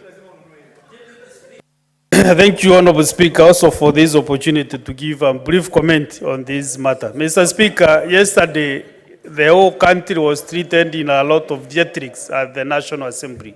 It was very shameful to misdirect the country that whatever money that we are requesting for devolution to 415 will come from NGCDF, GAV, the mechanical transfer fund. Mr. Speaker, it was very misleading, especially even from the chairman of the budget committee and the majority leader. Mr. Speaker, you know, when we request money for devolution to the counties, all our fathers, our grandmothers, our children, our brothers and sisters are domiciled in the counties, and they need services, Mr. Speaker.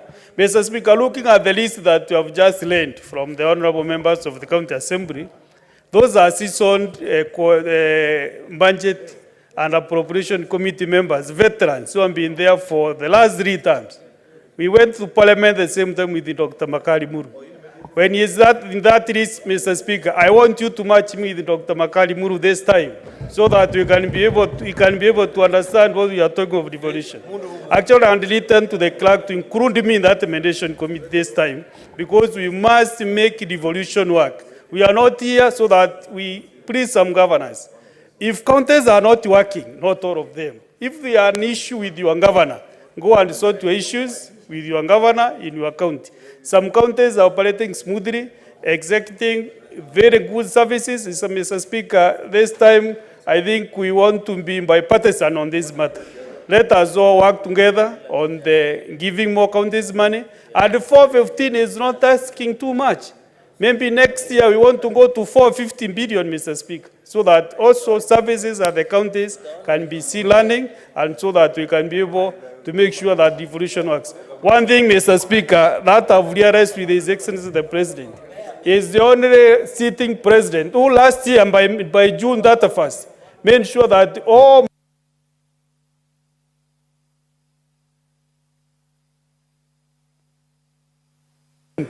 monies will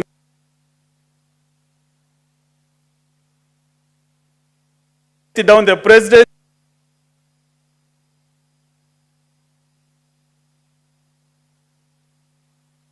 Senator Faki. Asante Mheshimiwa Spika kwa kunipa fursa hii pia kuchangia taarifa kuhusiana na kukataliwa na Bunge la Kitaifa kwa marekebisho ya mswada ugavi wa pesa za kaunti. Mheshimiwa Spika, kwanza Mheshimiwa Spika, ilikuwa ni sarakasi kubwa katika Bunge la Kitaifa jana, wakati baadhi ya wabunge walikuwa wanakejeli kazi zinazofanywa na serikali za kaunti. Mheshimiwa Spika, tumeona kwamba pesa zilizoongezwa na serikali kuu kwa kaunti zetu ni shilingi bilioni 6 peke yake. Zimetoka bilioni 385 mpaka bilioni 391. Lakini tukiangalia wabunge wamejiongezea katika CDF milioni 30 kwa kila constituency. Ukifanya hesabu Mheshimiwa ya haraka haraka, unapata kwamba CDF imeongezewa bilioni 8.6. Bilioni 8.6. Mheshimiwa Spika, haiwezekani kaunti zetu zinazofanya kazi kubwa ziweze kupewa bilioni 6 wakati constituency NGS CDF inapewa bilioni 8.5. Mheshimiwa Spika, tukiangalia pia zile baadhi ya gharama ambazo zimeongezeka, tukiangalia huduma za afya, social health insurance, tukiangalia NSSF, tukiangalia housing levy. Hizi zote zinaongezeka, Mheshimiwa Spika, zinaongeza gharama ya kaunti kwa zaidi ya bilioni 20. Kwa hiyo Mheshimiwa Spika, haiwezekani sisi kama bunge la Senate ambao ndio tunalinda ugatuzi tuweze kuambiwa kwamba kaunti zetu hazifanyi kazi. Kila kaunti Mheshimiwa Spika inafanya kazi. Kama kaunti yako haifanyi kazi, ni wewe na gavana wako. Kama Kiambu haifanyi kazi, ni wao na Wamatangi, gavana wa Matangi. Kama Murang'a haifanyi kazi, ni wao na Kang'ata. Kama Meru haifanyi kazi, ni wao na Kawira. Lakini wasiweze, kwa sababu kama Kisii haifanyi kazi, ni Uroba na Simbarati. Kwa Mheshimiwa Spika, kila soko Mheshimiwa Spika, katika sokoni Mheshimiwa Spika, ukinunua tomato, kuna nyingine ni mbovu, nyingine ni nzima. Na ndio hivyo katika ugatuzi, na ndio hivyo katika CDF. Kuna wananchi ambao wanalia katika CDF yao hawapati huduma zozote. Lakini pesa kila mwaka zinakwenda katika CDF hili. Kwa hiyo na wasii wenzangu ambao tutachaguliwa katika Senator Alexander Mundigi.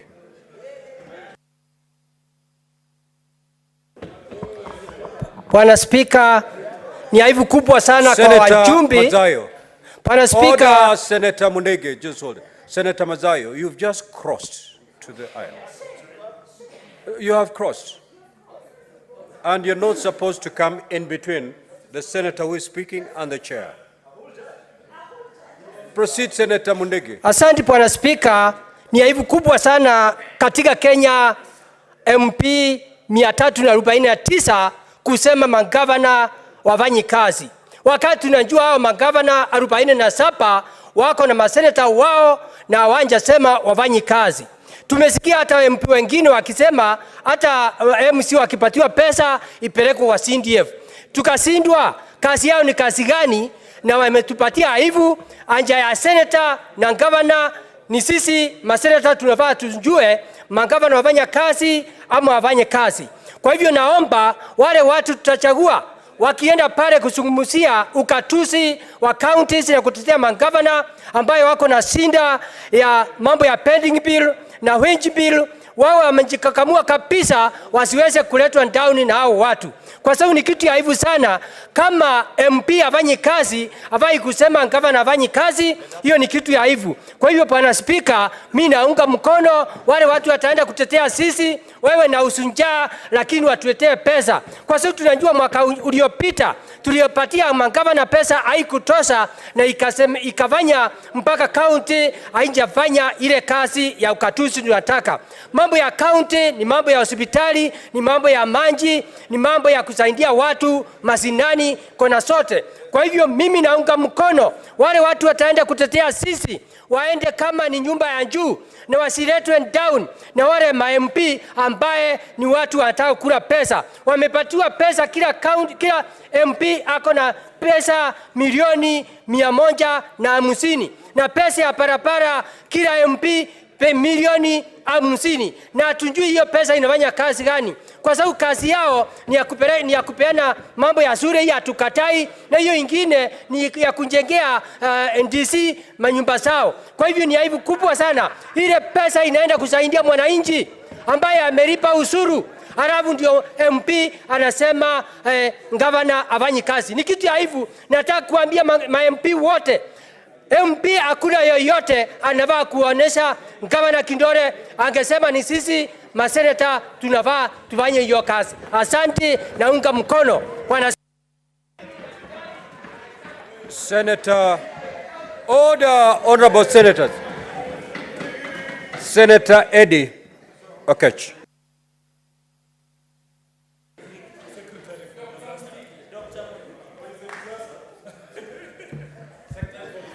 Mr. Speaker, I think it is high time that the Senate, these honorable senators, and the people of Kenya march on the streets and take these MPs out of Bunge. Because MPs MPs have decided to just be selfish. They are extremely selfish because, think about it, the money we are talking about here, number one, they are misdirecting the country. The money we are talking about in division of revenue is superior to the idea of CDF. And the money we are talking about here, Mr. Speaker, has got nothing to do with CDF.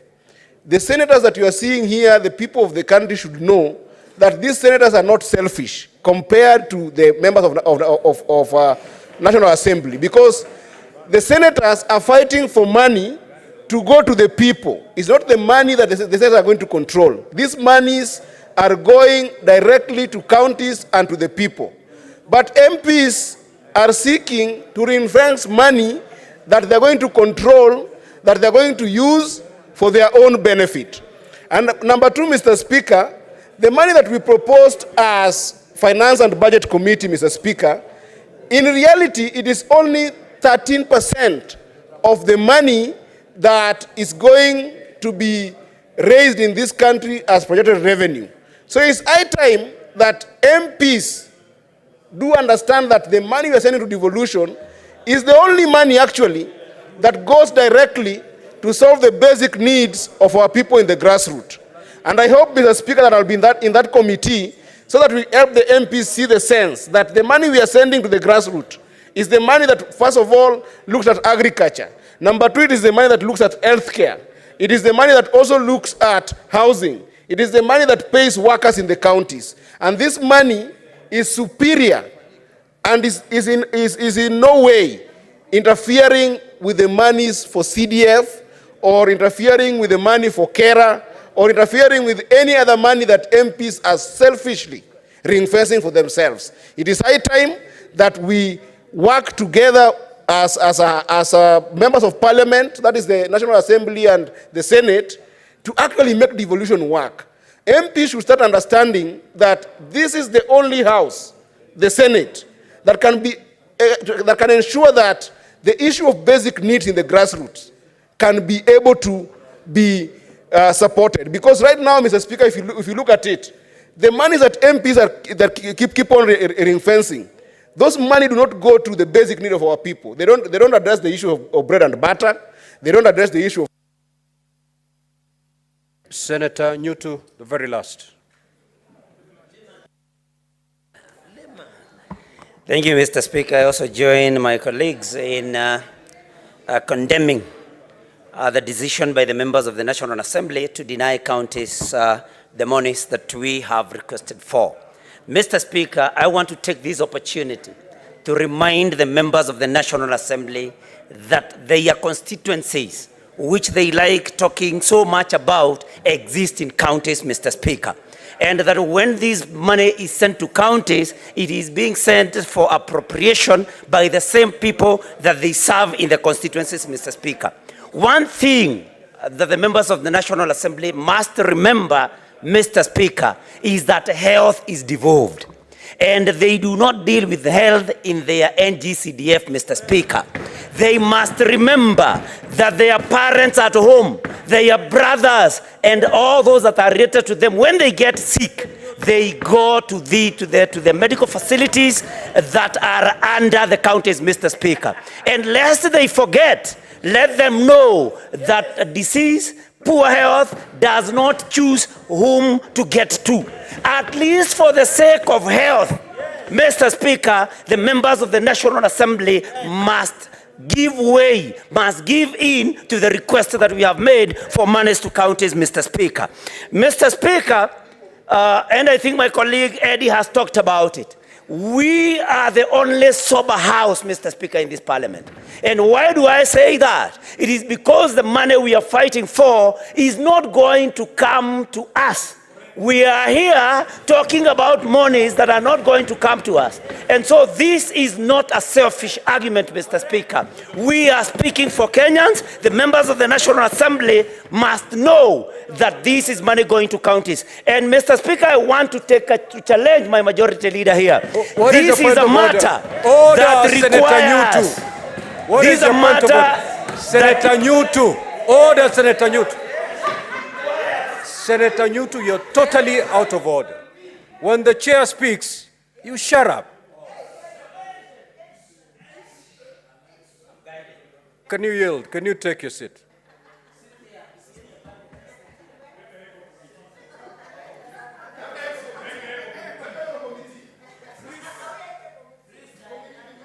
Can you give the microphone to the majority leader, please? Thank you, Mr. Speaker. I know this is a very emotive issue. And for those of us that have been around this roundabout for a while, we know a few things about how to win and how to lose this battle. Mr. Speaker, did you hear the senator for Muranga, my good friend, Senator Joe Nyotu, have it on record and just pause that, Mr. Speaker, and reflect on the fact that our standing orders provide clearly for relations between both houses of parliament. We may have misgivings about certain members of the National Assembly, but I would wish to draw the attention of the House not to reduce this to be a battle between the National Assembly and the Senate, because certainly it is not. Mr. Speaker, the senator from Muranga has gone on record saying this is the only sober house. That implies that there is a sober and a drunk house. I don't think, Mr. Speaker, that such comments, Order, Mr. Speaker. Order, honorable senators.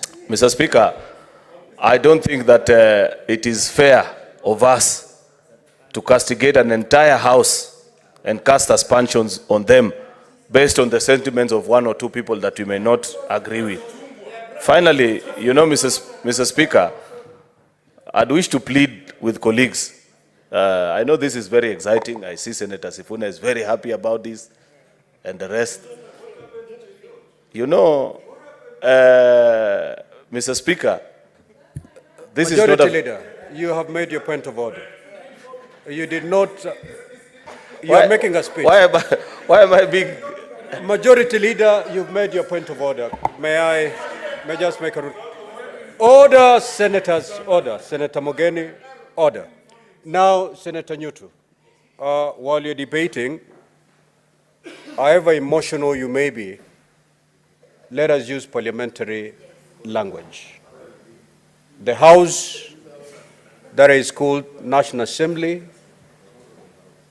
is honorable just like the Senate. So when you're referring to the other House, please refer it with some decorum. Now that you've concluded your remarks, we will let the matter, we will order, we'll terminate that debate there, and I will ask the clerk to proceed to call the next order.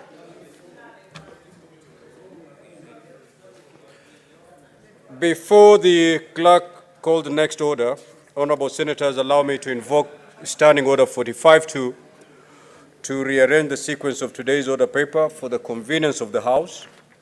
We will move to handle Order 12 and thereafter resume normal flow of business as contained in today's order paper. Clerk, you may proceed to call that order. Order number 12, Committee of the Whole, the Gambling Control Bill, National Assembly Bills number 70 of 2023. Outstanding.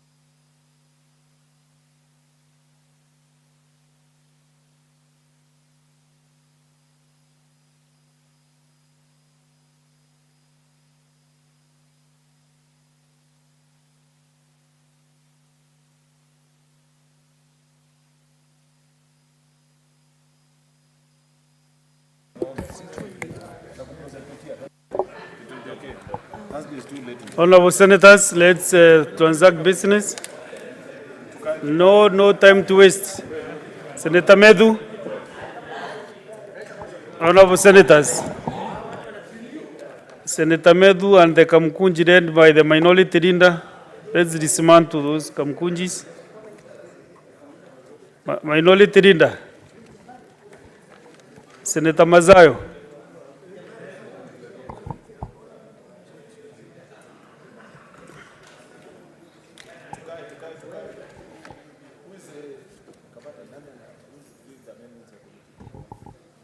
Senator Sigey approves the chair.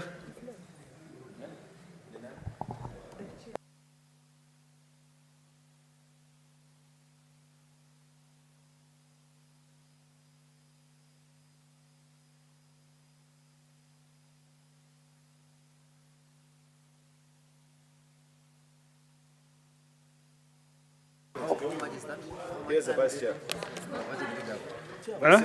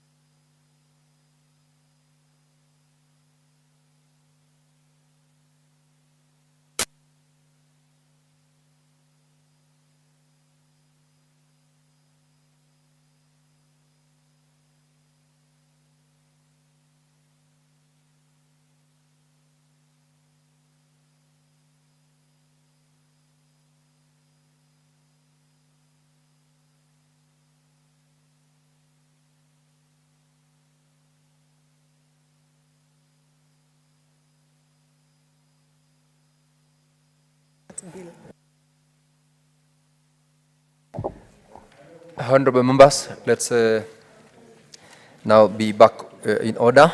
We are on the Committee of the Whole on the Gambling Control Bill, National Assembly Bills number 70 of 2023. And we will proceed to do the committee of the whole. Yes, just call out the clauses. Clauses 3 to 4. Honorable Senators, I propose the question that clauses 3 and 4 be part of the bill, and I put the question that clauses 3 and 4 be part of the bill. Division at the end. Clause 5. Under clause 5, I propose the question that clause 5 be part of the bill, and call the mover, the chairperson, Standing Committee on Labor and Social Welfare, Senator Mulgor. Senator Mbugwa, you're doing it on behalf of the chairperson. Proceed to move the amendment. Honorable Chair, I beg to move that clause 5 be amended as per the order paper. Honorable Senators, I propose the question that clause 5 be amended as proposed, and I put the question that clause 5 be amended as proposed. Division at the end. Clause 6. Clause 6, I propose the question that clause 6 be part of the bill, and put the question that clause 6 be part of the bill. Division at the end. Clause 7. Clause 7, honorable members, I propose the question that clause 7 be part of the bill, and ask the chairperson, Standing Committee on Labor and Welfare and Social Welfare, to move the proposed amendment. Mr. Chair, I beg to move that the clause 5 be amended as per the order paper. Clause 7. Clause 7. Correction, clause 7, thank you. And I propose the question that clause 7 be amended as proposed, and I put the question that clause 7 be amended as proposed. Division at the end. Clauses 8 to 9. I propose the question that clauses 8 to 9 be part of the bill, and I put the question that clauses 8 and clause 9 be part of the bill. Division at the end. Clause 10. Honorable Senators, I propose the question that clause 10 be part of the bill, and call upon the chairperson, Standing Committee on Labor and Social Welfare, to move the proposed amendment. Honorable Chair, I beg to move that clause 10 be amended as per the order paper. I now propose the question that clause 10 be amended as proposed, and I put the question that clause 10 be amended as proposed. Division at the end. Clauses 11 to 20.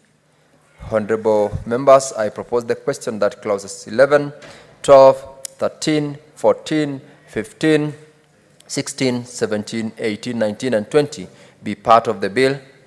I put the question that clauses 11, 12, 13, 14, 15, 16, 17, 18, 19, and 20 be part of the bill. Division at the end. Clauses 21 to 27. Honorable members, I propose the question that clauses 21, 22, 23, 24, 25, 26, and 27 be part of the bill, and I put the question that clauses 21, 22, 23, 24, 25, 26, and 27 be part of the bill. Division at the end. Clause 28. Honorable Senators, I propose the question that clause 28 be part of the bill, and I asked the Honorable Senator Samson Cherargei to move the proposed amendment to clause 28. Mr. Speaker, Mr. Chair, I propose that clause 28 of the bill be amended A in subclause 2 by deleting paragraphs O, P, and Q, and by deleting on part B by deleting subclause 4. Honorable Senators, I now propose the question that clause 28 be amended as proposed, and put the question that clause 28 be amended as proposed. Division at the end. Clauses 29 to 30. I propose the question that clause 29 and clause 30 be part of the bill, and I put the question that clause 29 and clause 30 be part of the bill. Division at the end.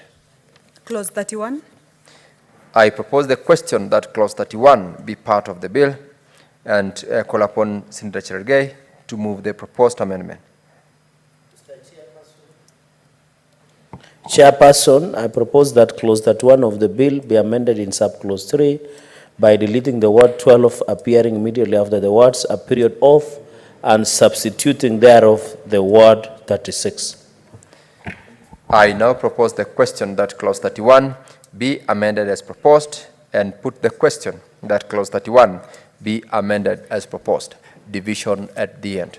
Clauses 32 to 40. I propose the question that clause 32, 33, 34, 35, 36, 37, 38, 39, and 40 be part of the bill. And I put the question that clauses 32, 33, 34, 35, 36, 37, 38, 39, and 40 be part of the bill. Division at the end. Clauses 41 to 50. I propose the question that clauses 41, 42, 43, 44, 45, 46, 47, 48, 49, and clause 50 be part of the bill. And I put the question that clauses 41, 42, 43, 44, 45, 46, 47, 48, 49, and 50 be part of the bill. Division at the end. Clauses 51 to 60. I propose the question that clauses 51, 52, 53, 54, 55, 56, 57, 58, 59, and 60 be part of the bill. I put the question that clauses 51, 52, 53, 54, 55, 56, 57, 58, 59, and 60 be part of the bill. Division at the end. Clauses 61 to 63. I propose the question that clauses 61, 62, and 63 be part of the bill, and I put the question that clauses 61, 62, and 63 be part of the bill. Division at the end. Clause 64. Honorable members, I propose the question that clause 64 be part of the bill and ask Senator Cherargei to move the proposed amendment to this particular clause. Chair, that clause 64 of the bill be amended in subclause 5 by deleting the word 20 shillings appearing at the end of the subclause and substituting therefore the words 1 shilling. I now propose the question that clause 64 be amended as proposed and put the question that clause 64 be amended as proposed. Division at the end. Clause 65. Honorable members, I propose the question that clause 65 be part of the bill and put the question that clause 65 be part of the bill. Division at the end. Clause 66. I propose the question that clause 66 be part of the bill and ask the chairperson Standing Committee on Labor and Social Welfare to move the proposed amendment to clause 66. Mr. Chairperson, I beg to move that new clause 67 be, 66. I beg to move that clause 67 be amended as per the order paper. Clause 66. Clause 66. Correction, clause 66. Honorable members, I now propose the question that clause 66 be amended as proposed and put the question that clause 66 be amended as proposed. Division at the end. Clauses 67 to 68. I propose the question that clause 67 and clause 68 be part of the bill and put the question that clause 67 and clause 68 be part of the bill. Division at the end. Clause 69. Honorable members, I propose the question that clause 69 be part of the bill and ask the Honorable Senator Edwin Sifuna to move the proposed amendment to clause 69. Honorable Chair, I move that the bill be amended by deleting clause 69 and substituting therefore the following new clause as appears on the order paper. I propose the question that clause 69 be amended as proposed, and I put the question that clause 69 be amended as proposed. Division at the end. Clause 70. I propose the question that clause 70 be part of the bill, and I put the question that clause 70 be part of the bill. Division at the end. Clause 71. Clause 71, I propose the question that clause 71 be part of the bill and ask the Honorable Senator Samson Cherargei, MP, to move the proposed amendment to clause 71. Mr. Chairperson, I propose that clause 71 of the bill be amended in subclause 3 by deleting the words 5 million, appearing immediately after the words not less than, and substituting therefore with the words 50,000. I now propose the question that clause 71 be amended as proposed, and put the question that clause 71 be amended as proposed. Division at the end.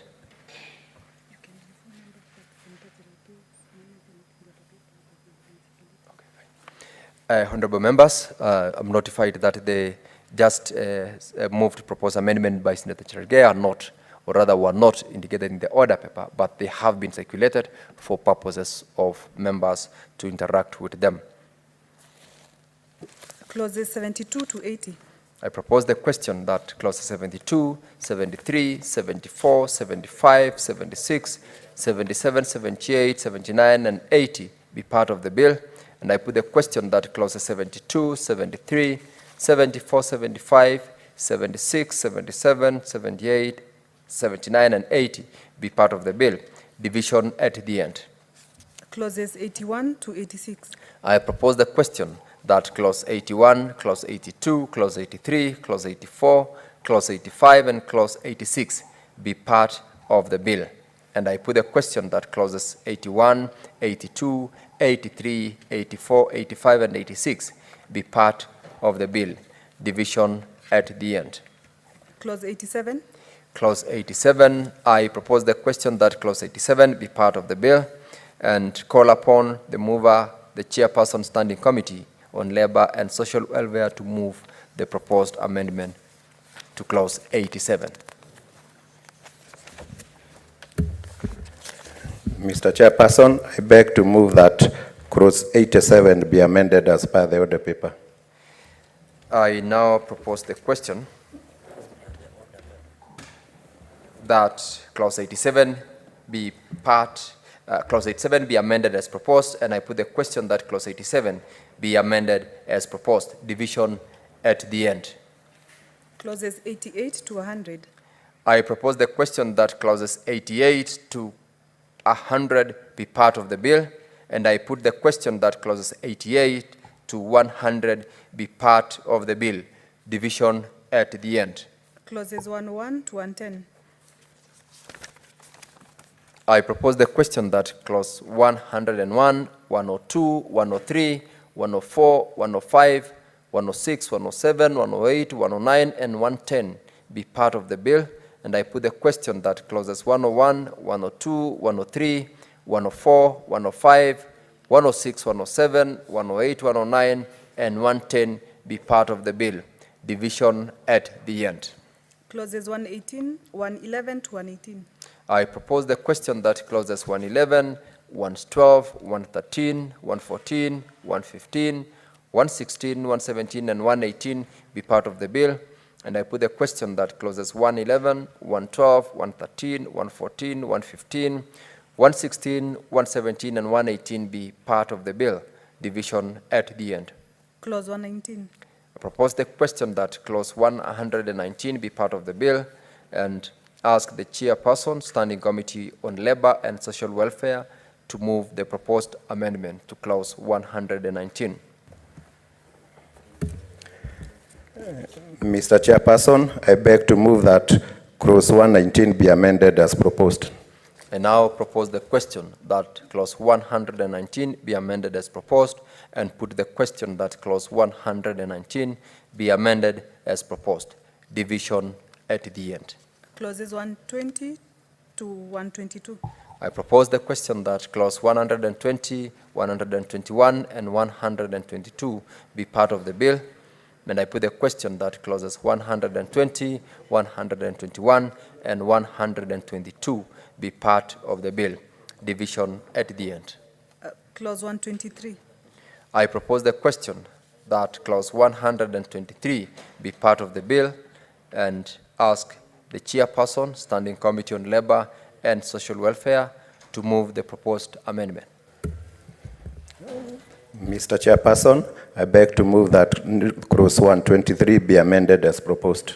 I now propose the question that clause 123 be amended as proposed, and I put the question that clause 123 be amended as proposed. Division at the end.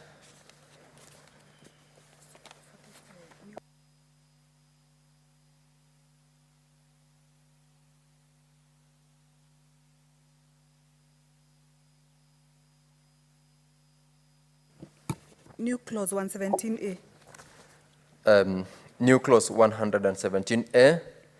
I ask the chairperson, Committee on Labor and Social Services, Social Welfare, to now read a second time the proposed amendment to clause 117A.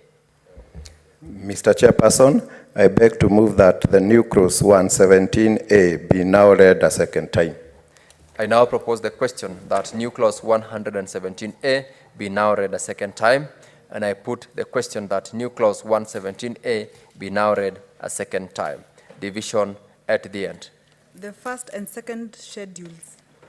I propose the question that the first and second schedules be part of the bill, and I put the question that the first and second schedules be part of the bill. Division at the end. The third schedule. I propose the question that the third schedule be part of the bill, and I call upon Senator Cherargei to move the proposed amendment.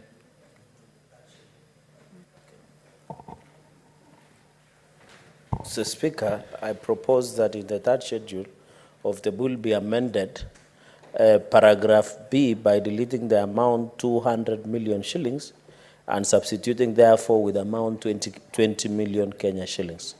And B, paragraph C by deleting the amount 200 million shillings and substituting therefore to amount of 20 million shillings. I propose, Chair.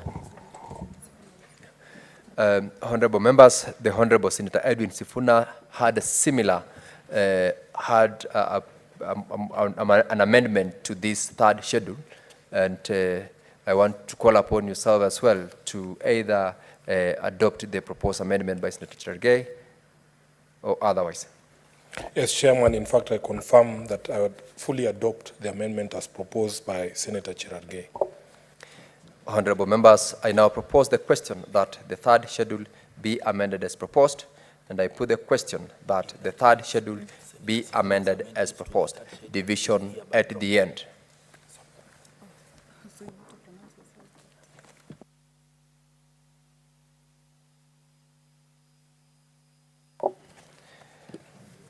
With regard, honorable members, to the third schedule, where the Honorable Senator Sifuna has adopted the proposed amendment by Senator Cherargei, the proposed amendments by Senator Sifuna pursuant to adoption of Senator Cherargei's amendment is hereby dropped, and the proposed amendment by Senator Cherargei is adopted. And I now propose the question that the third schedule be amended as proposed, and I put the question that the third schedule be amended as proposed. Division at the end. Clause 2, the title, and clause 1.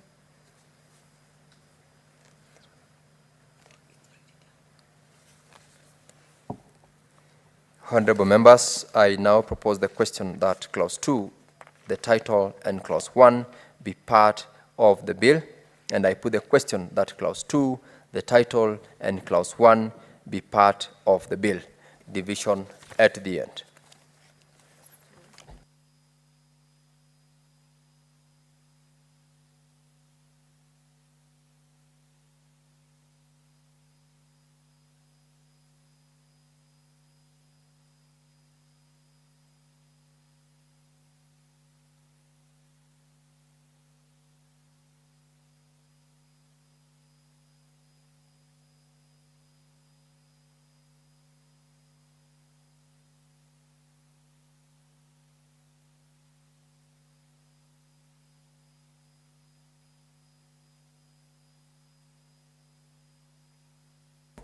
So, Sergeant at Arms, could you please ring the quorum bell, or rather division bell, for 10 minutes, starting now?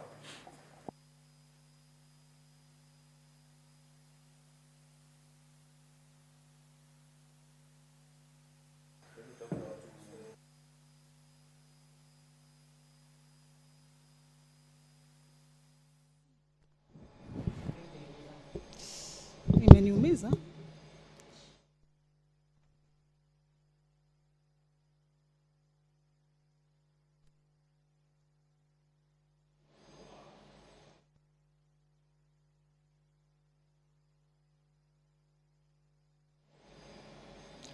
Well, the chair of the committee of the whole, considering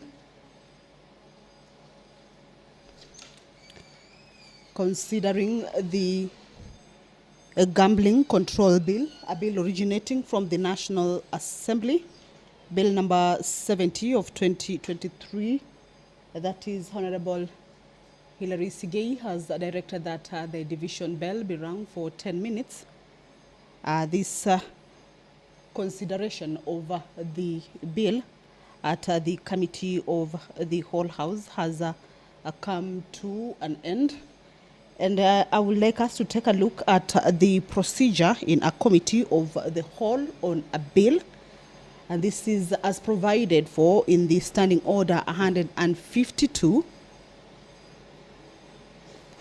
Standing Order 152.1 indicates that the clerk shall call severally each part of the bill in the sequence specified in Standing Order 151.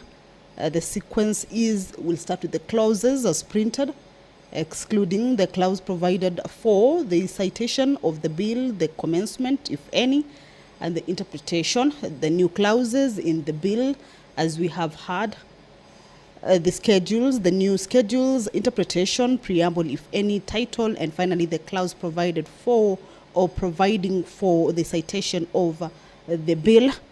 That is what we have seen throughout the process of the committee of the whole in considering the gambling control bill.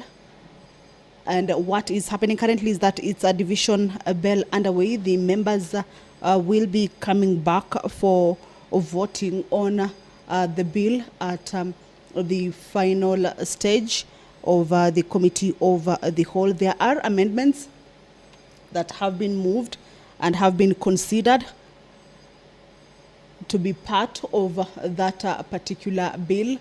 Once that bill is done, the doors will be closed and the bars will be drawn, and the members will be voting on this bill with the amendments that have been discussed during that whole process when the members were considering this bill at the committee of the whole. This bill seeks to provide for the regulation of betting, casinos, and other forms of gambling, authorization of prize competitions, and public lotteries, for the establishment of the Gambling Regulatory Authority of Kenya, for the imposition of tax on betting and other forms of gambling. That bill is also to notify members that the division stage for that particular bill that has been concluded on at the committee of the whole is about to take place, and that members who may have walked out of the chamber or are not inside the chamber to be able to make their way to the chamber to allow the House also achieve the required number for the division to continue on that bill. A number of amendments have been proposed, or rather a number of amendments have been considered on the clauses that the members had moved with regards to that bill. Some of the clauses include clause number 66, clause number 87. Clause number 66 indicated that the bill be amended by deleting the words "shall ensure" that it's appearing immediately after the word "authority" and substituting the words "county governments shall ensure that." These are amendments that are with regards to clauses inside that particular bill. Clause 87 also was part of the amendments with regard to this particular process. Clause 119, Clause 123, And once that division bell is done, when the quorum is achieved for the division to continue, then these amendments in the clauses that have been a part of the bill or amended to be part of the bill, they will be considered, and at the end of it, the bill will be committed for third reading after it has gone through all the stages in the committee of the whole. Those are members walking in, as I've told you, that this is the division bell for the consideration or for the conclusion of the last bit of the committee of the whole to vote on the amendments that have been brought forth or have been considered in this bill, and at the last point to move the bill to the next stage, that is the third reading. Standing Order 152, that is the procedure in committee of the whole on a bill, indicates that the clerk shall call severally each part of the bill in the sequence specified in Standing Order 151. And if no amendment is proposed, or when all proposed amendments have been disposed of, that is what we have seen, that the amendments that have been made to this bill, the chairperson shall propose the question that, as amended, stand part of the bill, the amendments that we have seen being read out by the movers. The chairperson shall put that question to the committee of the whole for decision. 152 to indicate that no amendment shall be moved to any part of a bill by any senator other than the senator in charge of the bill, unless written notification of the amendment shall have been given to the clerk at least 24 hours before the commencement of the sitting at which the part of the bill is considered in committee of the whole. 152 to indicate that despite paragraph 2, where an amendment has been moved to any part of a bill, in accordance with this paragraph, any senator may move an amendment to that amendment on delivering to the chairperson the terms of his or her amendment in writing. Part 4 indicates that a senator moving an amendment or a further amendment to any part of the bill under paragraphs 2 and 3 shall explain the meaning, purpose, and effect of the proposed amendment or further amendment. Part 5 indicates that the amendment shall be permitted to be moved to a bill if the amendment deals with a different subject or topic or unreasonably unduly expands the subject of the bill, or is not appropriate or is not in logical sequence to the subject matter of the bill. Well, senators have walked into the chambers. The bell is off. We will just want to understand whether, okay, the bell is still on, meaning that that quorum has not yet been achieved. This is the division bell. The senators have just concluded the consideration of the gambling control bill at the committee of the whole, and the division is for the members to be able to finalize on the process of the bill at the end of it, on voting on the amendments that have been proposed, or the amendments that have been considered during the committee of the whole and have been amended to be part or to stand as part of the bill, and then give way for the bill or pave way for the bill to proceed to the next stage, that is the third reading stage. But this is a bill that seeks to provide for the regulation of betting, casinos, and other forms of gambling, authorization of prize competitions and public lotteries, for the establishment of the Gambling Regulatory Authority of Kenya, for the imposition of tax on betting and other forms of gambling. That is the purpose that this bill seeks to achieve. And it is a bill whose debate was already concluded at the second reading stage. Amendments that were brought forth at that point have been considered at the Committee of the Whole House. And now the process of considering those amendments has been disposed of with, but the voting is what is now set to happen on the amendments that have been discussed there and are set to be put as part of the bill. So allow me to... Senator Halwale, let's resume our seats for purposes of reporting. Honorable members, we need to report on the progress. I want to call upon the mover, the majority leader.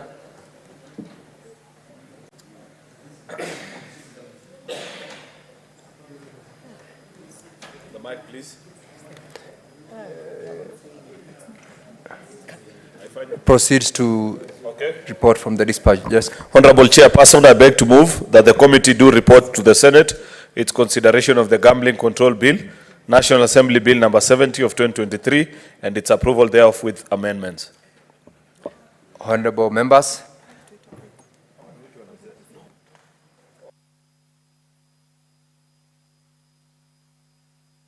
Sorry, take that again, Mr. Speaker. Chairperson, pursuant to Standing Order number 153, I beg to move that the Committee of the Whole do report on its consideration of the Gambling Control Bill, National Assembly Bill number 7 of 2023, and seek leave to sit again tomorrow. Honorable members, I now put the question that the Committee of the Whole do report on its consideration of the Gambling Control Bill, National Assembly Bills number 70 of 2023, and seek leave to sit again tomorrow. Will as many as of that opinion say aye? Aye. Will as many as of a contrary opinion say nay? The ayes have it. Honorable Senators, Mr. Speaker.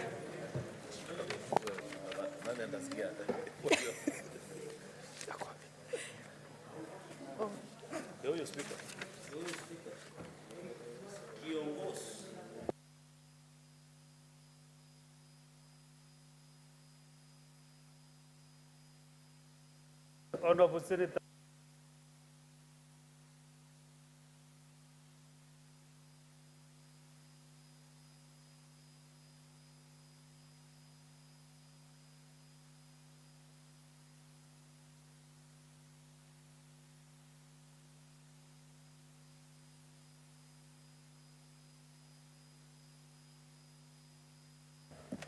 Chairperson, we are now on this, the Gambling Control Bill, National Assembly Bills number 7 of 2023. Chairperson.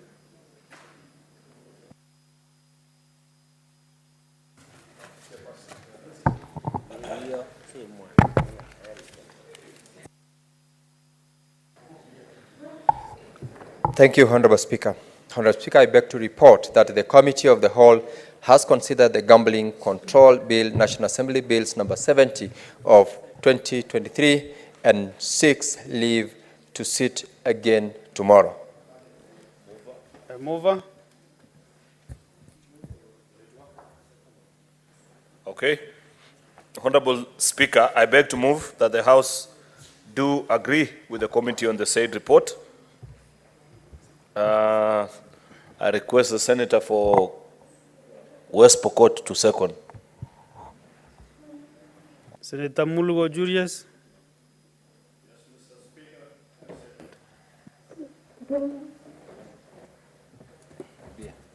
Thank you, Honorable Senators. I propose the question that the House do agree with the committee in the Senate report.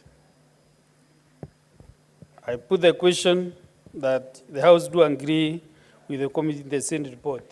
As many as of similar opinion say aye. Aye. As those of contrary opinion say nay. There is it. There is of it.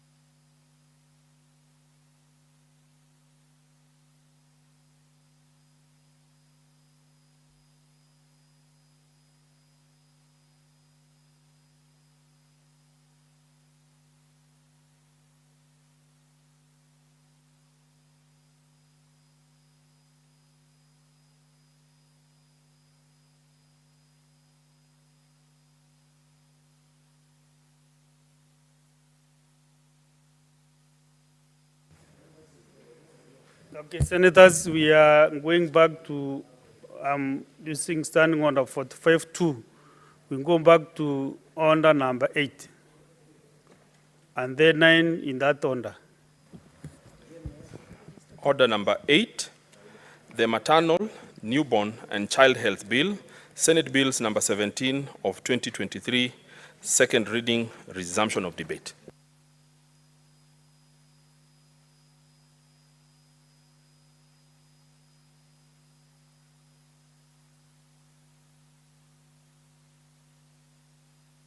Senator Kalora, you seem to have spoken on this bill. Sorry? Okay, proceed and make your brief comments. Either you or Senator Chalgay, are you ready also? Okay. So are you quizzing on bicameral or the other one, under number 8, newborn child? As an expert in that field, proceed and make your comments.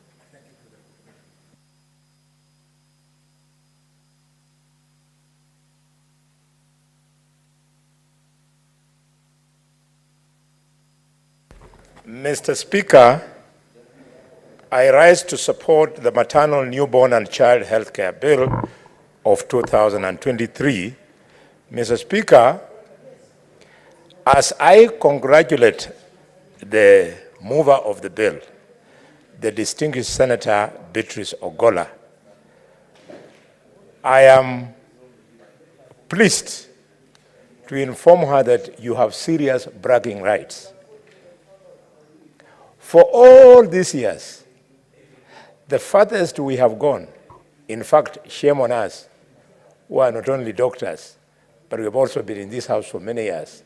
The farthest we have gone, Senator Beatrice, is to talk about free maternal child health care and funding. This, Mr. Speaker, was merely a scratch on the surface of the real needs of this category of Kenyans. I therefore want to congratulate you, and having gone through the bill, I realize how deeply you have reflected on it, and I support. Mr. Speaker, this matter is so serious, especially when you weigh in the statistics. For every 100,000 women who deliver, a whopping 530 actually die during childbirth. This is the national average. And it is not acceptable that the counties from the so-called, the former Northern Frontier districts, namely Mandera, Wajir, and Turkana, are leading in this category.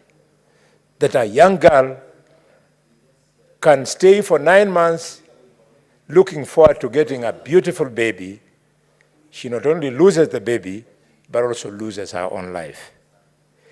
In Mandera, it is as scaring as 3,800 women die at childbirth out of every 100,000 deliverers. In Wajir, 1,683, and in Turkana, 1,594. This bill seeks to speak to this so as to right it. What's more, when those women die, they do not die alone, Mr. Speaker. Some of them die with the children. And because of the challenges facing this particular age group, you find that for every 100,000 children born in Kenya, 500 of them die, Mr. Speaker. Garissa leads with 641, and Nyeri performs best. In Nyeri, only 67 children die. So we have work to do, and this is the work as a House of Legislation we are discharging. Mr. Speaker, going through this bill, my attention was captured by Clause 6. In Clause 6, this is a list of the services for a non-pregnant woman. The mover has included from A, family planning services, preconception care services, and so on, up to, Madam Speaker, up to E. But allow me, Madam Speaker, Mr. Speaker, sir, to speak to the point of family planning as a service. You'll remember when I look at your gray, beautiful goatee, you'll remember you and I when we were growing.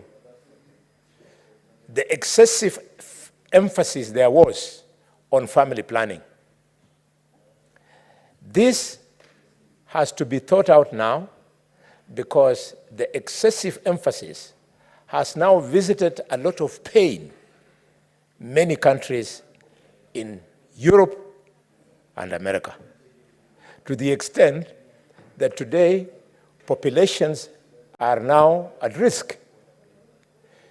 This application of family planning, Mr. Speaker, is not without its negative impact in this country. I have gone to a constituency in Central Province, Mr. Speaker, namely Kidunguri, and I saw the dwindling number of children in early childhood development centers. Honourable members, I'm trying to follow up what the member is saying, but there is some interruption from my right-hand side. Thank you, Mr. Speaker. In fact, Mr. Speaker, I thank you. I would like to appeal to young Karen to know that in Parliament, no two senators can be on their feet at the same time. Yes. Thank you. Senator Cullen and So, Mr. Speaker, the fact that we are starting to see it here at home, if we don't manage it well, we might find ourselves where China is today, where Sweden is, where Finland is, where they are paying parents to get pregnant and bring up children.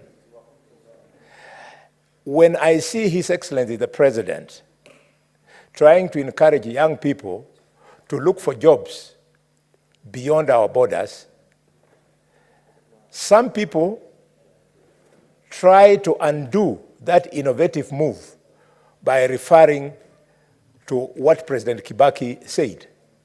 Kibaki was encouraging our professionals to remain here. But 20 years later, where Kibaki was is not where the world is.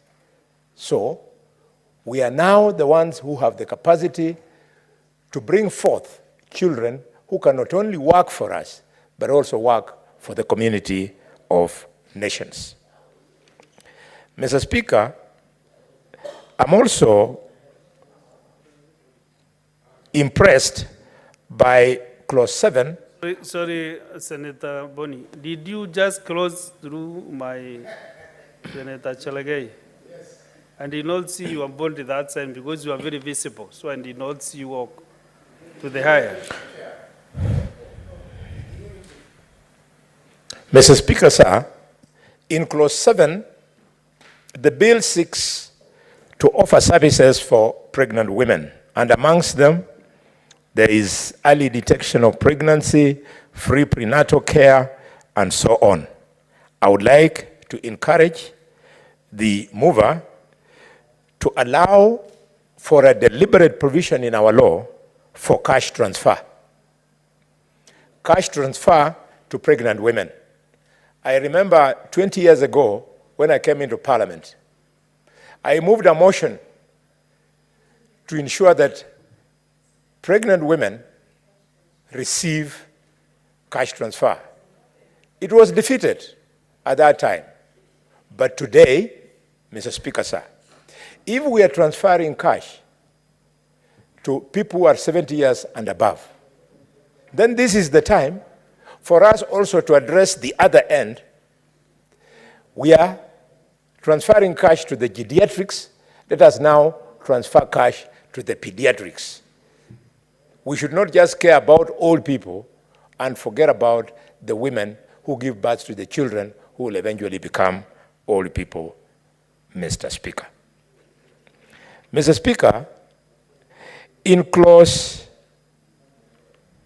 9, the bill seeks to provide services for women with special needs. This is very important, Mr. Speaker. Mr. Speaker, we have a list from A to F trying to specify who are these women who deserve special needs. The bill is very clear, but I want to draw the attention of the mover that you have left out something small. When I was practicing medicine at Kenyatta National Hospital and at Pumwani Hospital, Mr. Speaker, young mothers would come to labor ward. And once she pushes the child shoots the first cry, you hear the cry of the child, and you hear the scream of the mother. And what is the mother saying? Quote, "Stuck him toto. Daktari, stuck him toto," unquote. So the child is there, the mother, my midwives would quickly respond by lifting the child and showing the child so the mother can bond with that child she's refusing. And the girl turns the head and closes the eyes and says, I don't want to see, stuck him toto. So we need, in this bill, to provide, especially for adolescents who do not want to keep the children after birth. Because once we recognize it into law, we will know what to do with it. Why it is important? It is because out there, outside the maternity, because the nurses are under a lot of pressure. Like in Bumwani at one time, you can have 40 to 50 women popping up children in 1 minute. So the nurse is overwhelmed. Now, human traffickers now take advantage. They then traffic these children, and these children are denied an opportunity to go into the hands of a loving somebody. They end up in the hands of a trafficker whose interest is just to make money. I thought you should add that. Mr. Speaker, clause 4 speaks to courteous treatment. For purposes of this act, a woman with a special needs includes a woman with disability, a woman with mental illness, and a woman from a marginalized area. I agree with you fully, but I propose that you add, number 5, the issue of infertility. Infertility is a special need because, Mr. Speaker, whereas in this bill we are imagining that everybody has an opportunity to get pregnant or be made pregnant, we have others who have challenges of conception. These are the people who require to be given support by medical specialists so that they can get babies. Colleagues, you have heard of in vitro fertilization, and you have heard of surrogate mothers who would want the fertilized ovum to be implanted in their uterus. Then they carry the baby for the woman who was having problems with fertility to hand over the baby later. We need to put this in law so that since in vitro fertilization is very expensive, we see how we can support ordinary Kenyan women who have the same challenges of infertility but cannot afford the cost of in vitro fertilization. Secondly, we need to tighten the law because if it is not there, a woman who was carrying a fertilized ovum in her womb also becomes attached to that baby. After carrying for 9 months, when she delivers, if there's no law, she will refuse to release that child to the woman whose husband donated the sperms that fertilized the ova that the doctors withdrew from her ovary and then implanted in the surrogate mother. So we need this in law. And Mr. Speaker, we have a further challenge, which I would like to draw the attention of the mover.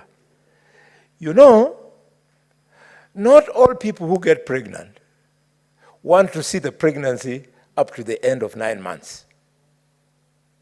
Then also, some of the people who want to see the pregnancy up to the end of 9 months fail to reach there because of something called abortion.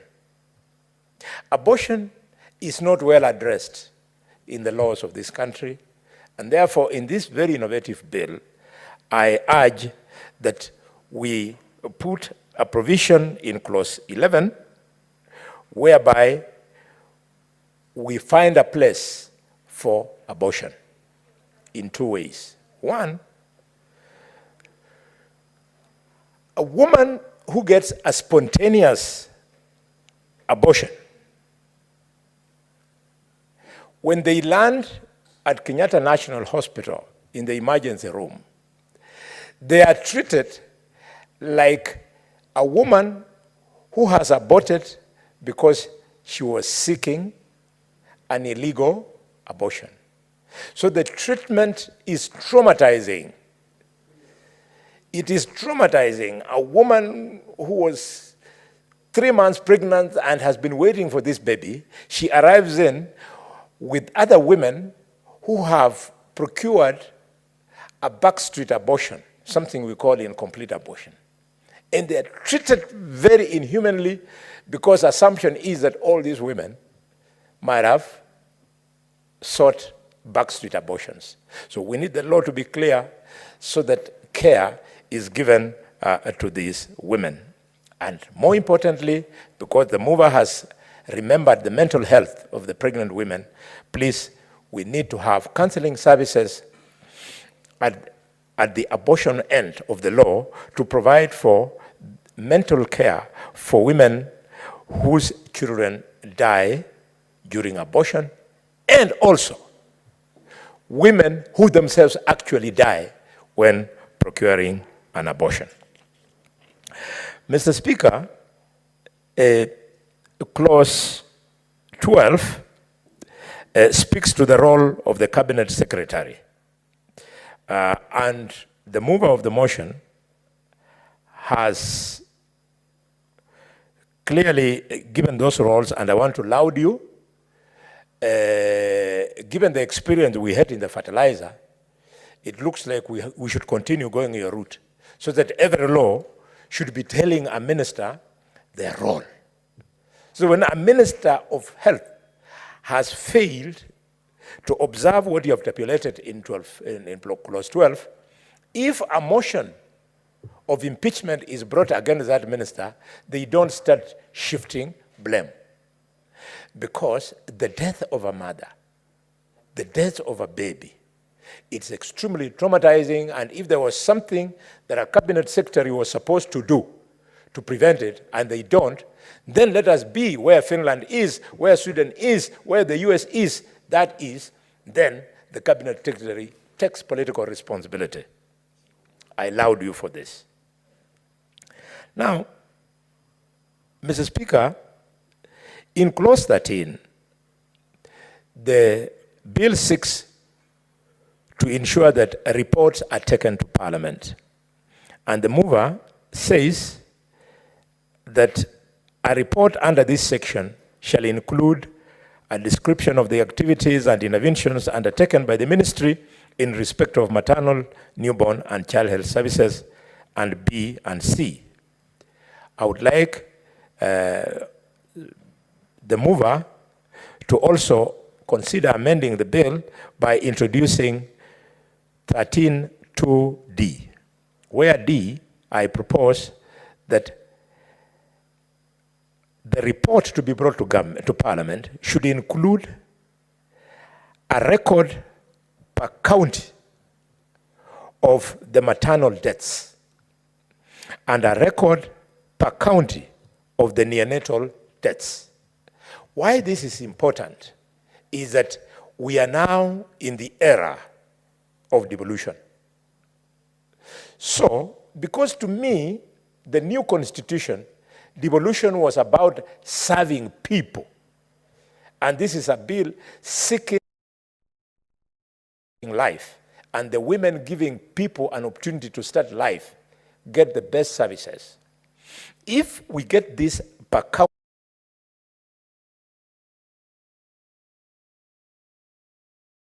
introduced in the formula for sharing revenue, the factor of maternal deaths and neonatal deaths, so that the counties that have got the highest number of maternal deaths, like Mandera, Madam Speaker, like Wajir, like Turkana, can actually have it factored in so that they get a higher allocation to be able to meet that particular challenge. Let me pause for a second, because I see Senator Kavindu is here.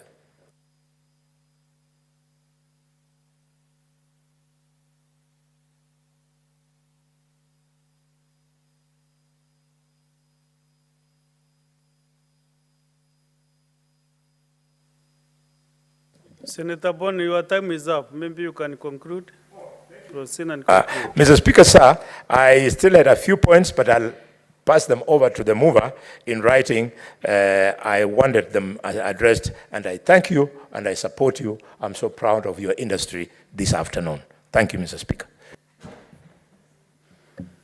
The other two senators, I don't know whether they are agreeing on this newborn, Senator Karen and Senator Koiti Andrew. If not, I will call the mover to reply then.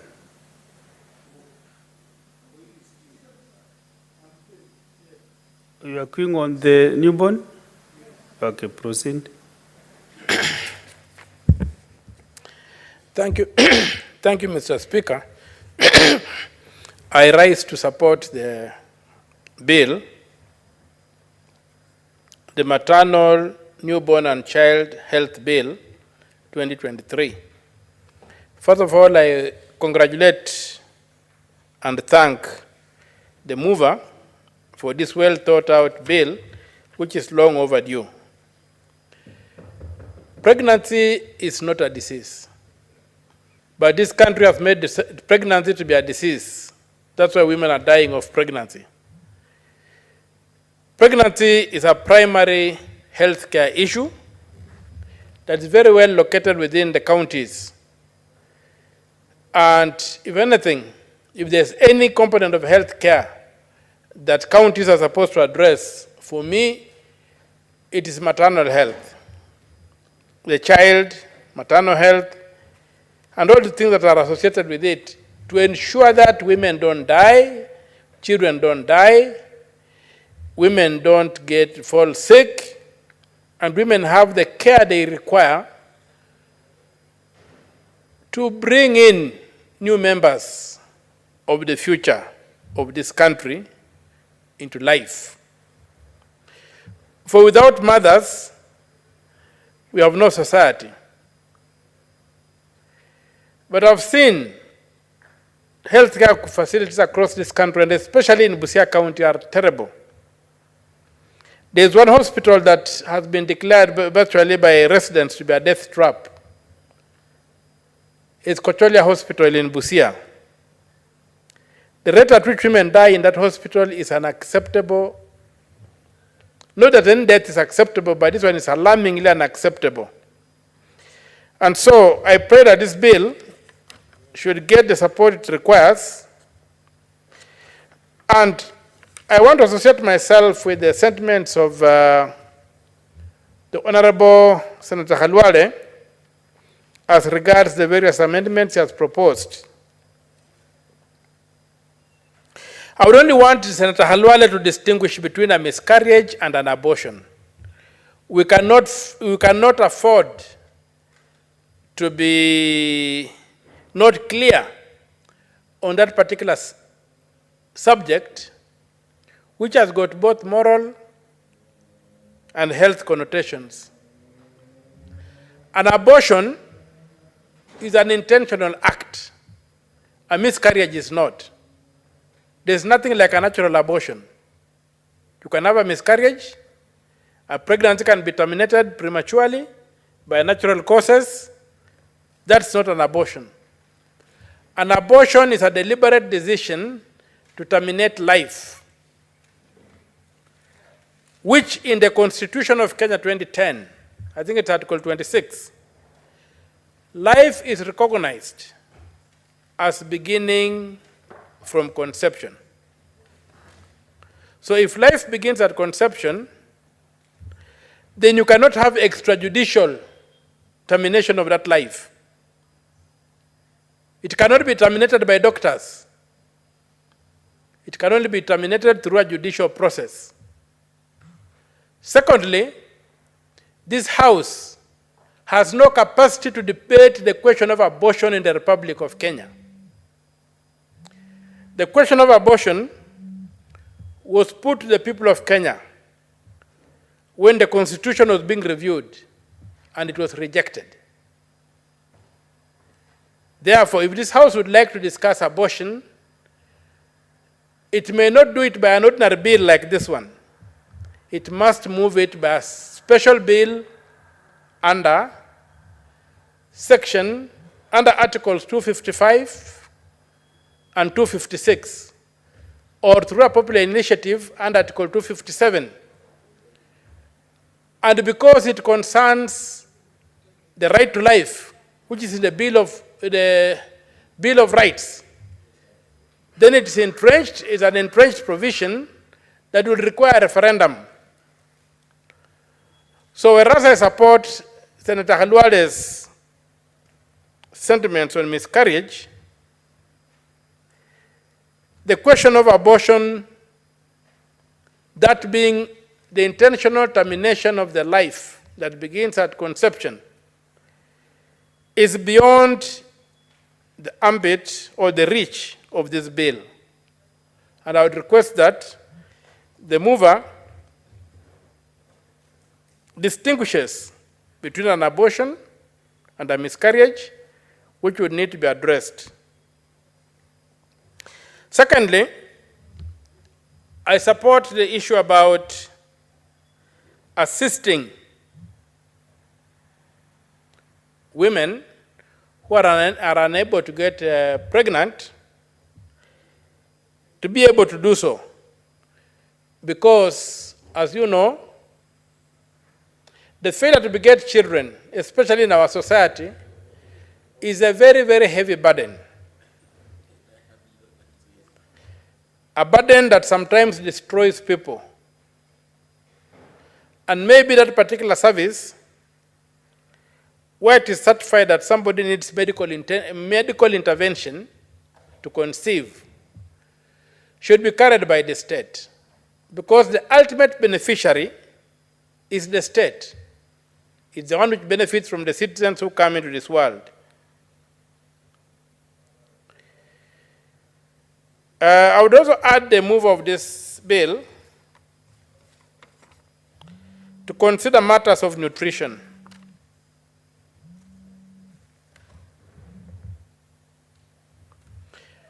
Of the newborn babies, because basically we need to create an environment where it is possible to transmit life effortlessly.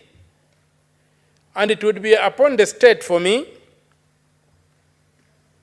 to provide for a newborn baby with the basic necessities for the baby to learn to lead a healthy life, beyond immunization and various vaccinations, to be given basic nutritional requirements for the development of that baby into a functional human being with all capacities going. Another question, and so before I go there, and therefore, that would require for some support towards those households that do not have enough to provide for that child through some rations or something. The other issue is the loss of life, not as a result of the mother not being able to deliver or that, but as a result of either the nurses or the midwives being overworked or being negligent. There have been very many cases of the loss of both mother and baby due to the negligence of nurses for whatever reason and midwives. So there would be need to also secure that space and make sure that there's a mechanism of monitoring and ensuring that live births are not lost, and mothers who have succeeded in giving birth are not lost. We have the question of children being born and because of lack of attention, being unable to develop, I don't know the medical word for it, but we have children who become autistic, who suffer cerebral palsy as a result of the mismanagement at delivery. Those cases need to be documented, and any time we have a child with cerebral palsy, there should be a follow-up to establish what happened at delivery. Was it as a result of negligence, or was it an act of God? Because these cases are becoming just too many and maybe need to be addressed through some form of legislation or regulation. Mr. Speaker, sir, as I support this bill, I would also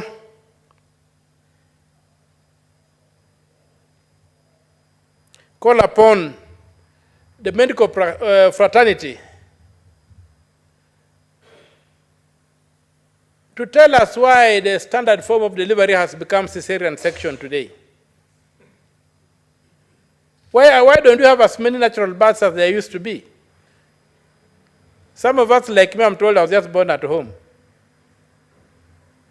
They are not benefit from my hospital. Now, why is it that today women are being opened up left, right, and center?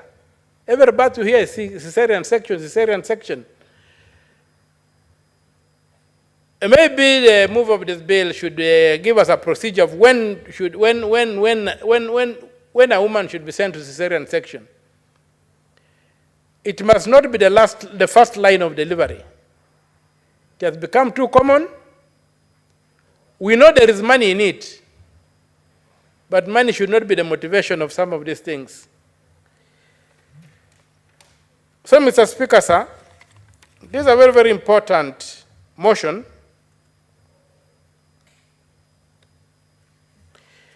That needs to be given all the support we can. As for county governments,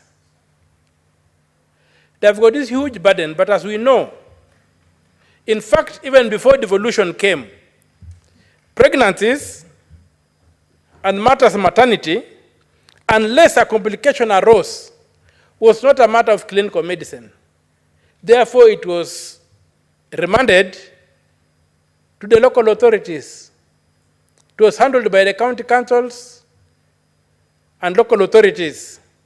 Even Pumwani Hospital, big as it is, did not belong to the national government. It belonged to the county council of Nairobi, or was it Nairobi County Council? I don't know what the correct name was. And so now that these functions have properly been devolved, I would like to see the money that's supposed to run healthcare leaving Nairobi and going to the counties.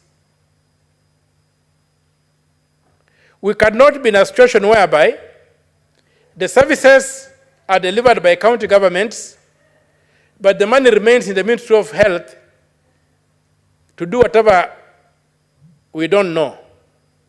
We don't see any functions by the Ministry of Health that could justify the retaining of huge sums of money. Some put it at about 80% of the budget for health, remaining with the Ministry of Health. We would like to see these funds devolved so that this bill can become a reality. Otherwise, without money, this bill cannot become a reality. And from where some of us come, in terms of school of thought, a government has only one policy document. Everything else is poetry. And that policy document is called the budget. If it is not in the budget, it's nowhere in the policies of a government. It's all poetry for entertainment. So we would pray that we see the policy of the national government reflect the concerns of the people of Kenya by releasing the health function, all the resources in the health function, because it's devolved, down to the counties, and allowing the national government to play a very, very minimal role in terms of policy. But implementation money should go to the ground. Otherwise, we labor in vain as we pass this bill. But this should not be a labor in vain. This should be a labor for the purpose of securing the future of this country. And I will urge the national government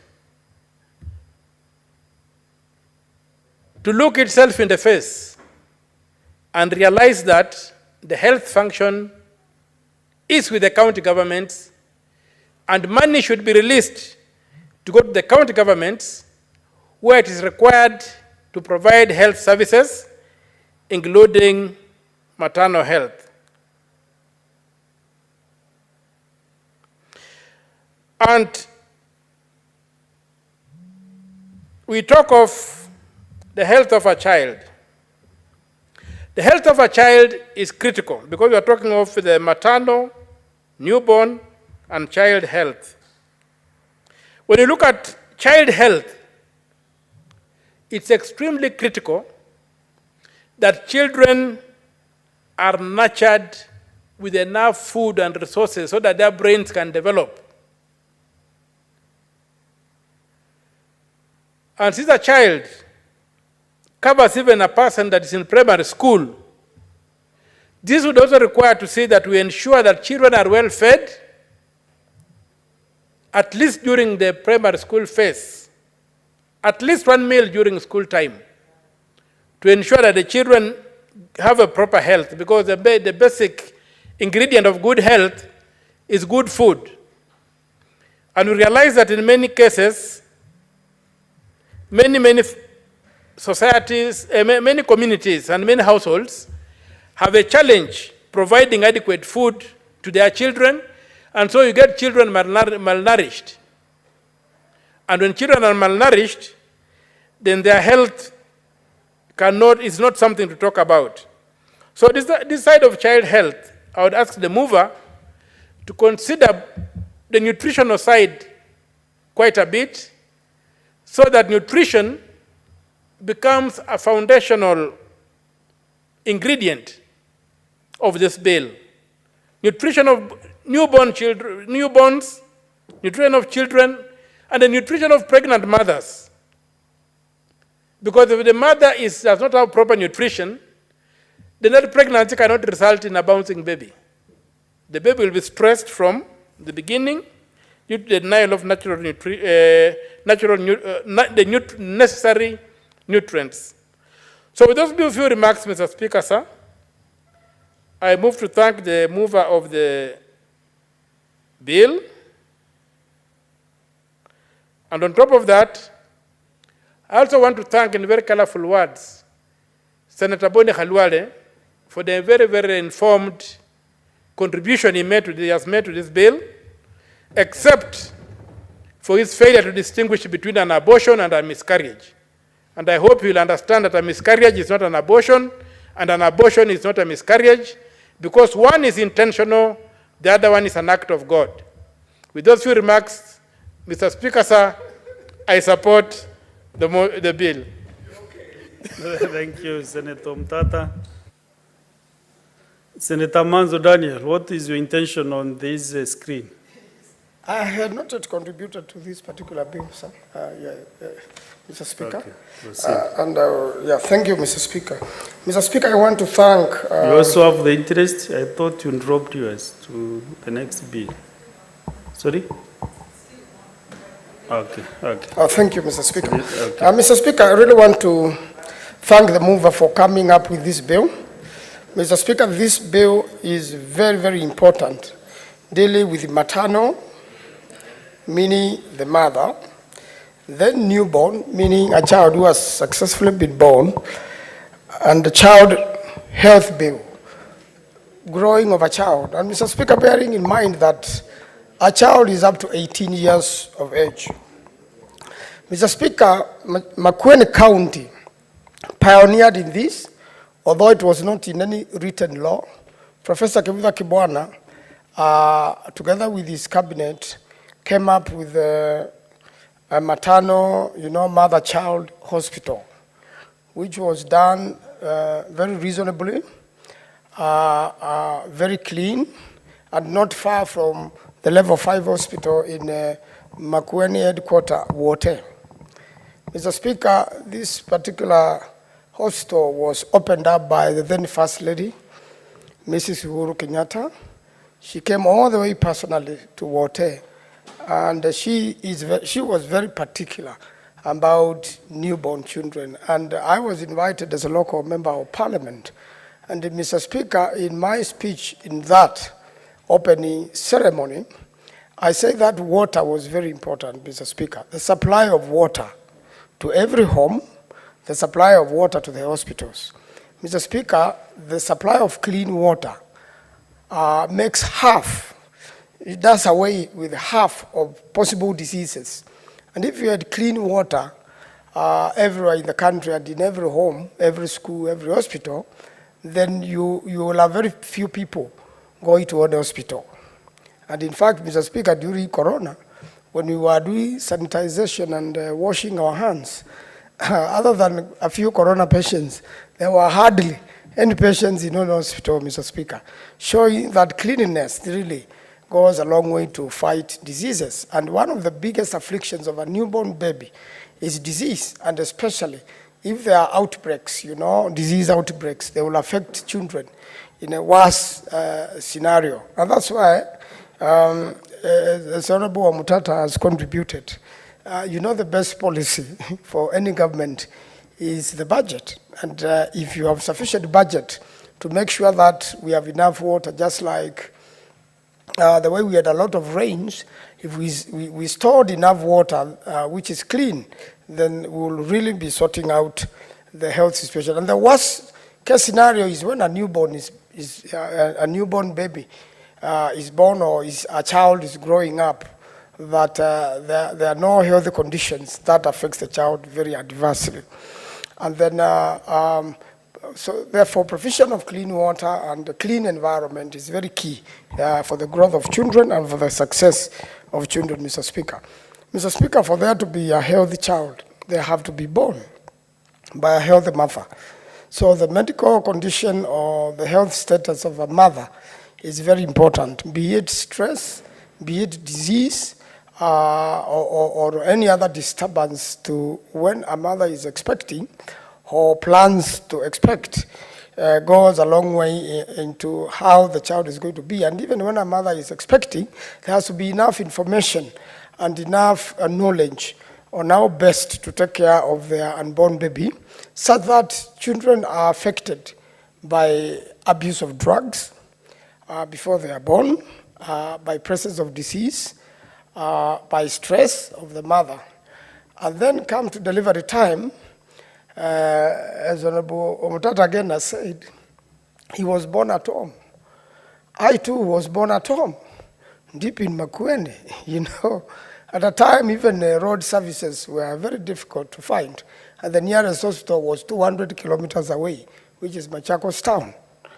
And there were traditional methods and experts who knew how best to deliver a baby. And my grandmother, thank God, was such an expert. And therefore, I was safely born. If something was to go wrong, it would have taken those days, 2 days, to get to Machakos District Hospital. And there was only one bus, which will only appear every 24 hours. And if you miss that bus, you had to wait. So you would imagine what would be the situation.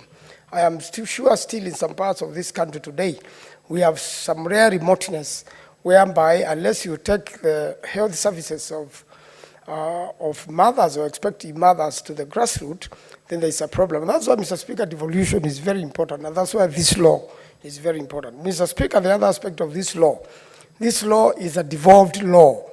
This law is not a national law.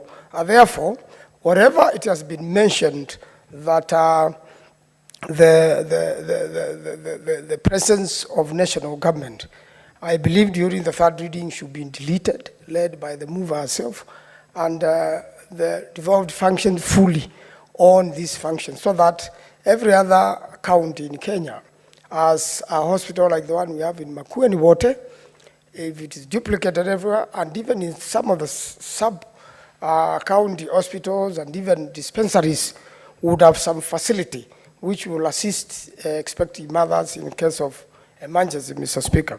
Again, most people who bring many children to the world, Mr. Speaker, are young women, and therefore they need that information. There is a new system of community health workers. I think it's very important, and this law should feature them prominently so that it even goes to their financing and their preparation to make sure in every village there is a community health worker, also a midwife, who is very experienced and has the basics and even equipment now to detect things like pressure and can be able to advise in case a woman goes into labor, and that there are mechanisms to ensure safe delivery of that particular woman. Mr. Speaker, also, it's a component of when you move from the village, a component of other factors which children go with. You know, Mr. Speaker, this morning as I was coming to the Senate, I saw a child lying in the streets of Nairobi, you know, very dirty and looking miserable, and this child should be in school. So what are the counties doing to ensure that there are no street children, and that there are better facilities, and that even if they didn't meet their mother, or they are in abusive homes, or they are in unsafe homes, then what do you do to make sure that particular child goes to school now that schools have been opened? Why do we have children in the streets of Nairobi, or in the street of any county capital in Kenya, or in any village, or in any market? Children should either be in a children's home, or in a proper home, or somewhere they can get their care at that very tender age, Mr. Speaker. Because that's a person who then, if they're in the streets, they will eventually need medical attention. They are likely to abuse drugs. They are likely to sniff glue. And they are likely not to have a chance in life, Mr. Speaker. So that's another component which should also come into play. And there is no sufficient law to ensure that children of that nature are taken care of, Mr. Speaker. Mr. Speaker, what happens a lot of times in case of emergency delivery and when their services are not available, that's when a lot of mothers lose their life, and the child is also likely to lose their life. And that's the most critical component, I think, should be covered by right of health services and services for new pregnant women to make sure the antenatal and postnatal care is properly done. But Mr. Speaker, this goes to a lot of information to the young people, which could be part of the curriculum system, and also, Mr. Speaker, which could be relayed by the community health workers so that young expectant women are taken care of very well during that particular time. Otherwise, Mr. Speaker, although the national government has been given some role, I think we should delete the cabinet secretary in charge of health. That role should be devolved, and these monies should be devolved and make sure that all services are held at county level. Because even if you have Kenyatta National Hospital in Nairobi, there are very many other county hospitals like Pumwani Maternity Hospital, Mr. Speaker. So that Pumwani Maternity Hospital concept should be duplicated without really any role. The only role of national government is to make sure that during division of revenue bill, there is sufficient money allocated to health, and all the money devolved completely from national government to the county governments, Mr. Speaker. And therefore, part 3 of this bill is likely to suffer that mischief, Mr. Speaker. And then when you go to monetary and evaluation, Mr. Speaker, that again should still happen in the counties. And there are general provisions and regulations likely to come under this law, Mr. Speaker. Therefore, I believe this law, we should pass it. And I believe the National Assembly will not waste a lot of time. We'll go on to pass this law for the benefit of the children of this country, Mr. Speaker. If a country has no children, then it has no future population, Mr. Speaker. If out of misinformation or lack of sufficient knowledge, a young expecting lady infects a child with a life-threatening disease, then it means that child is not going to live well, to live long on earth. Those born with conditions, some natural, some genetic, there should be a way of addressing that to see whether some of the corrective surgeries can be conducted in good time before that, so that the health of that child can be stabilized. And that can happen only when there is close supervision and there is medical services availability at all levels. And as a nation, we should really focus on making sure that from conception to newborns to childhood, that there are less deaths and the children are protected for the benefit of the future and they enjoy all benefits accruing. That should really be work of the county to make sure all children have equal opportunity of health, equal opportunity of education, equal opportunity of proper diet, Mr. Speaker, because also a poor diet goes a long way. And I believe the Honorable Dr. Boni Halwala, who is a very experienced doctor, will be very instrumental in shaping this law at third reading, and he could advise us and lead us to make sure we have the best law to protect our children, and the future of our nation, and the future of the world. I thank you, Mr. Speaker. I support. Senator Karen Nyamujeri. Thank you, Mr. Speaker. I rise to support this bill by Senator Beatrice Ogola for its significance in providing comprehensive health care, maternal and neonatal health care to mothers in the country, and particularly in the midst of the uncertainty surrounding the Linda Mama program that previously provided for free antenatal, free prenatal, and neonatal health care services. Mr. Speaker, if this bill is passed, it could see the enhancement and the streamlining of maternal health services in our health facilities, which could greatly reduce the mortality of mother and child. Despite, as a country, having made big strides in reducing the mortality generally of everyone in the country, we still have maternal and neonatal mortality still unacceptably high, Mr. Speaker. A report by the Auditor General still indicates that we have a significant number of women losing their lives due to pregnancy complications and due to child delivery complications, Mr. Speaker. And so this bill is very welcome to curb this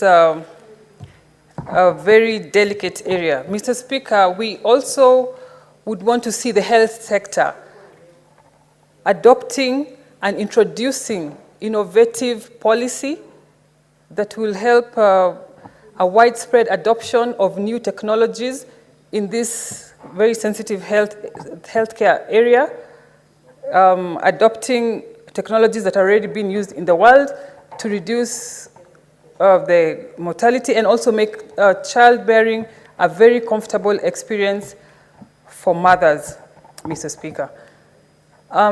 We also allowed Senator Beatrice, because there's a report by the Auditor General that indicated that 60% of our health facilities that were examined still lack basic facilities for maternity health services, Mr. Speaker. And this should be dealt with urgently to curb these deaths, Mr. Speaker. And finally, Mr. Speaker, this bill could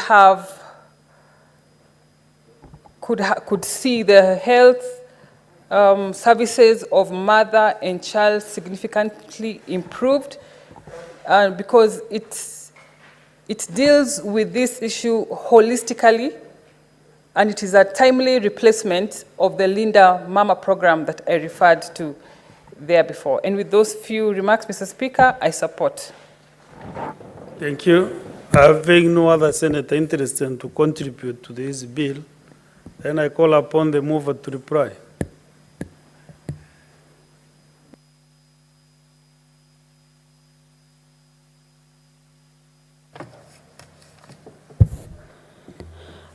Honorable Speaker,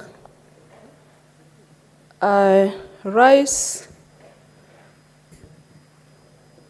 to beg to reply. And Honorable Speaker, from the onset, I want to sincerely thank the Speaker of the Senate for giving me the opportunity to move this bill, to thank the clerk as the head of the Secretariat for the guidance and the facilitation of the preparation and the presentation of this bill as it is.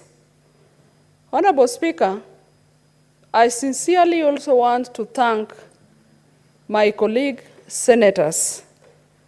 Thank the seconder of the bill, that was none other than Senator Crystal Asige, that was outstandingly very supportive of this bill.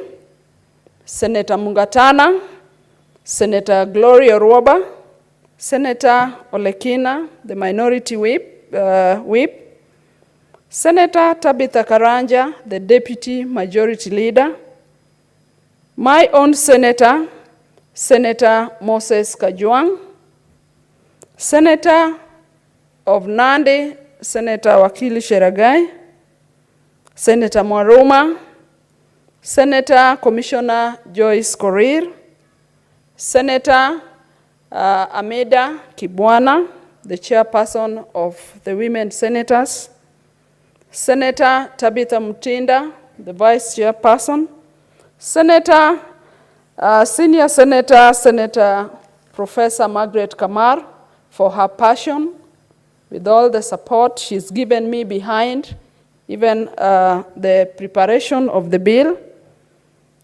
Senator Enoch Wambua, the deputy minority leader. Of course, Senator Boni Halwale, the majority whip. And the person I keep on looking to for the background knowledge in this bill, because of his outstanding background in this profession and his foresight, as demonstrated even by his presentation today. Senator Omtata, the Senator of Busia, Senator Dan Maanzo, for his passion, Senator Karen Nyamu, for the precise presentation she has made today. Honorable Speaker, as my colleague senators and all the other senators who have not had time to make their presentation, but they continue to give me their input. They continue to add their voice to this bill, and as I reply, I will still be looking forward to their input that will enhance this bill. Honorable Speaker, the background of this bill has been shouted on this floor by the many senators who have continued to give the data that we have in this country. Really, Honorable Speaker, mothers need not to die as while they are securing the continuity of our future generations.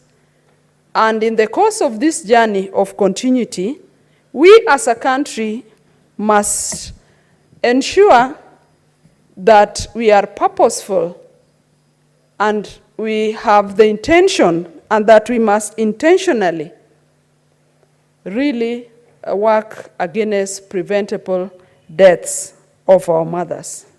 Honorable Speaker, as I began moving this bill, I quoted a declaration by a renowned lady called Dr. Anne Beatrice Kihara. This is a declaration that was made at the Paris Convention in France on October the 12th in 2023. And it is a declaration that summarizes really the purpose and the main driving force behind this bill. For the benefit of people who are not there, Dr. Kihara is the first black president, ever black president from sub-Saharan Africa of the International Federation of Gynecology and Obstetrics. And she made a very outstanding declaration that universally, the measure of a country's state of health is predicted by its maternal mortality ratio.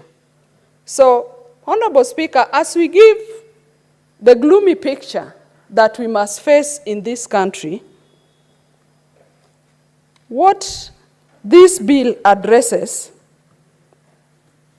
is that we must be intentional about reducing some of these preventable deaths. And Honorable Speaker, if you go by the bill and what the bill spells out, a number of those deaths, even as they were quoted from the records, from the figures, from the Auditor General, Honorable Speaker, most of those deaths can be prevented if we give a comprehensive service to maternal, newborn, and child health bill. The question I asked as I started moving this bill is that why are our mothers dying if we have invested so much in bringing them to dispensaries? If we have brought most of the mothers to the health centers and to the hospitals, why then are our mothers still dying? And Honorable Speaker, other than the pregnant women, and I've stated in the bill and spelled out categories of services that we must provide as a country to mothers as they get pregnant, when they are pregnant, when they give birth. And I'm happy that most of the senators have enhanced this bill. I can say categorically that the issue of nutrition of children have come out, because as a country, we must raise up quality children that will grow in a more sustainable and a useful way. Issues of insurance of mothers and children have been brought out by my colleagues. What Linda Mama, and Linda Mama was the best thing that happened in this country. But Honorable Speaker, Linda Mama only cared for these mothers as they gave birth and at the birth, the children at birth. But what do we do with the children as they leave hospital? Honorable Speaker. And that is why I intentionally specified children, the care of children, to be from birth to 12 years. Are we able to provide even an insurance for mothers and children as a package? I remember Senator Sige raising a very pregnant point that as mentally challenged children give birth, do we even care what is going to happen to their children when they leave the hospital or when they leave the birth attendants and as they go wherever they are going to, Honorable Speaker? And taking into consideration that children are a property of the state, I want to insist that we must be intentional about reducing preventable maternal deaths. A number of my colleagues have brought critical issues. If I reflect on some of them, I remember the issue of mothers giving birth in dignity. Honorable Speaker, we all know what happens in most of our hospitals and in maternal wards. If you go to a number of public hospitals and you go to the maternity ward, you find at some point 2 mothers having given birth to children even spending on a lean bed. I don't know what the professional senior Bonnie Alwale would talk about that, because to me that is not dignity. I have been pregnant for 9 months. I know what it means as you walk the journey towards giving birth. And once you give birth, there's the woman. And there are a number of people, Honorable Speaker, who think that giving birth, of course, is a natural process. But as natural as it is, Honorable Speaker, it has medical implications. And that is why sometimes you see women walking out of hospital, and some of them, of course, with happiness, but there are a number who are depressed. You remember Senator Bonnie, at his presentation, mentioned about the girls who give birth and shout they do not want the children. It means there's a problem. But look at those ones that at some point, because of poor planning of our facilities, the country must be able to plan for their projections. For the women as they get pregnant, we must have a working system that knows there should be this number of beds for these women. There should be this number of services for these women. But when women give birth, some are still not well, but you have a child next to you, and you have another mother lying on your other side with their child. Honorable Speaker, that is not the dignity I'm speaking about here. It also spells in this bill that women must have access to certain information as they are pregnant. They must be prepared. And preparations calls for even very basic activities like breastfeeding. Honorable Speaker, I remember when I gave birth to my first child. I did not even know how to hold the baby, how to wash the baby, how to feed the baby. At one point, I ended up feeding the baby from one side of my breast, and the other side was getting into problems. Don't you think, Honorable Speaker, I needed to have been prepared for that kind of occurrence? And that is what we are talking about. But now look at me, that was in those years. I was an adult. What about the young adolescents that are giving birth? You often see, as you walk around, young girls with children. They have a right to those children because they are pregnant. Anyway, but the state must go ahead to really take care of these children. So, Honorable Speaker, I have benefited immensely from the debate that has been on the floor over this bill for over maybe 3 days. I remember Senator Sige, and without, even if I don't mention particular input that were given, there are some outstanding ones. Senator emphasized on certain services to the disabled. I know because basically that is the category of people that she represents. But I want to say that in this bill, I also talked about women with special needs and specified that category to mean those are individuals with additional health needs. And Honorable Speaker, they can be as varied and are not limited to only women with disability. Honorable Speaker, there are women who have mental issues. I referred to them, I gave an example here on the floor of the House of what, in quotes, a number of us call mad women, even as they walk in urban centers or wherever. And we meet them. But because they are women, human, they get pregnant. The government has a duty.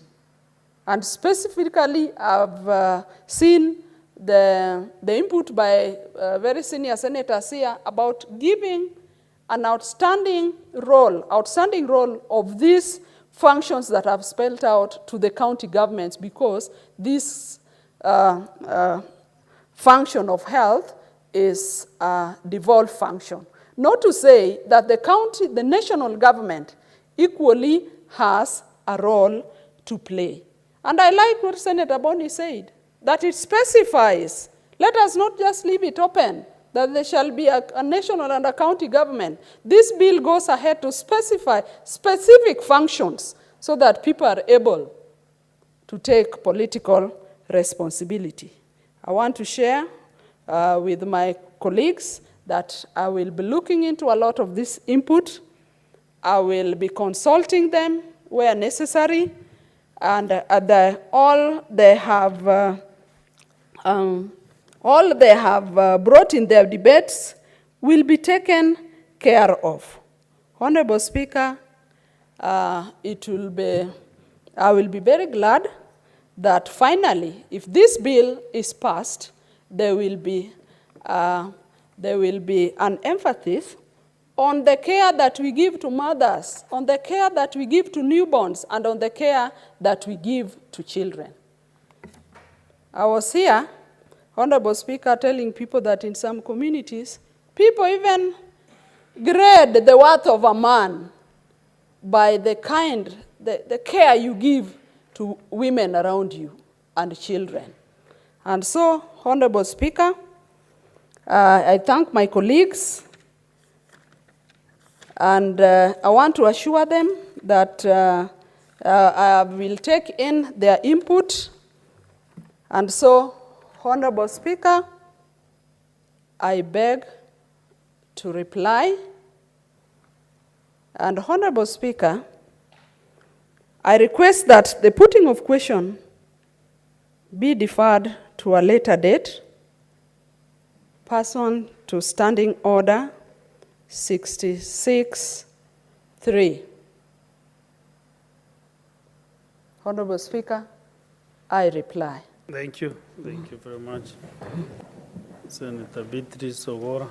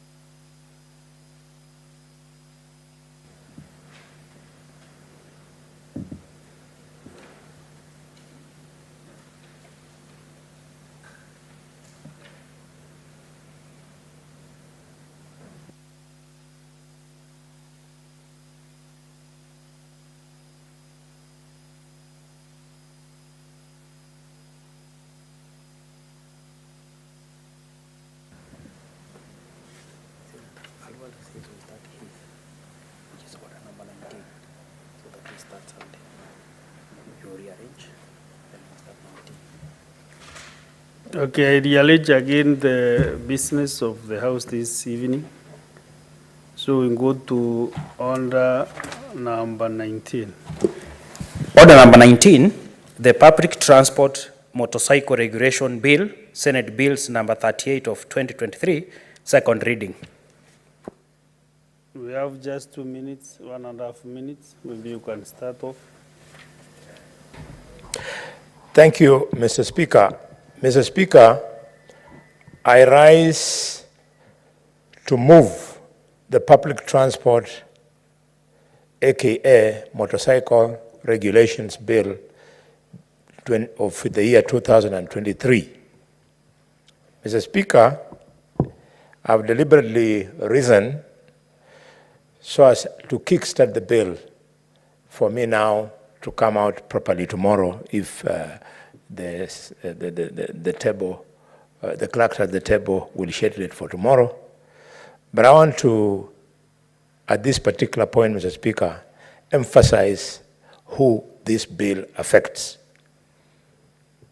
Mr. Speaker, the border industry employs 1.5 million people in Kenya. 1.5. And Mr. Speaker, it contributes to the tune of 202 billion shillings every year. So that you capture, thank you, Mr. Speaker. Senator Boni Garwal, you have a balance of 59 minutes to move your bill. 59. 59 minutes. Thank you, Mr. Speaker. Scheduled. And therefore, honorable senators, it is now 6:30 p.m., time to adjourn the House. The Senate therefore stands adjourned until tomorrow, Wednesday, 15th May 2024 at 9:30 a.m. Thank you. Thank you.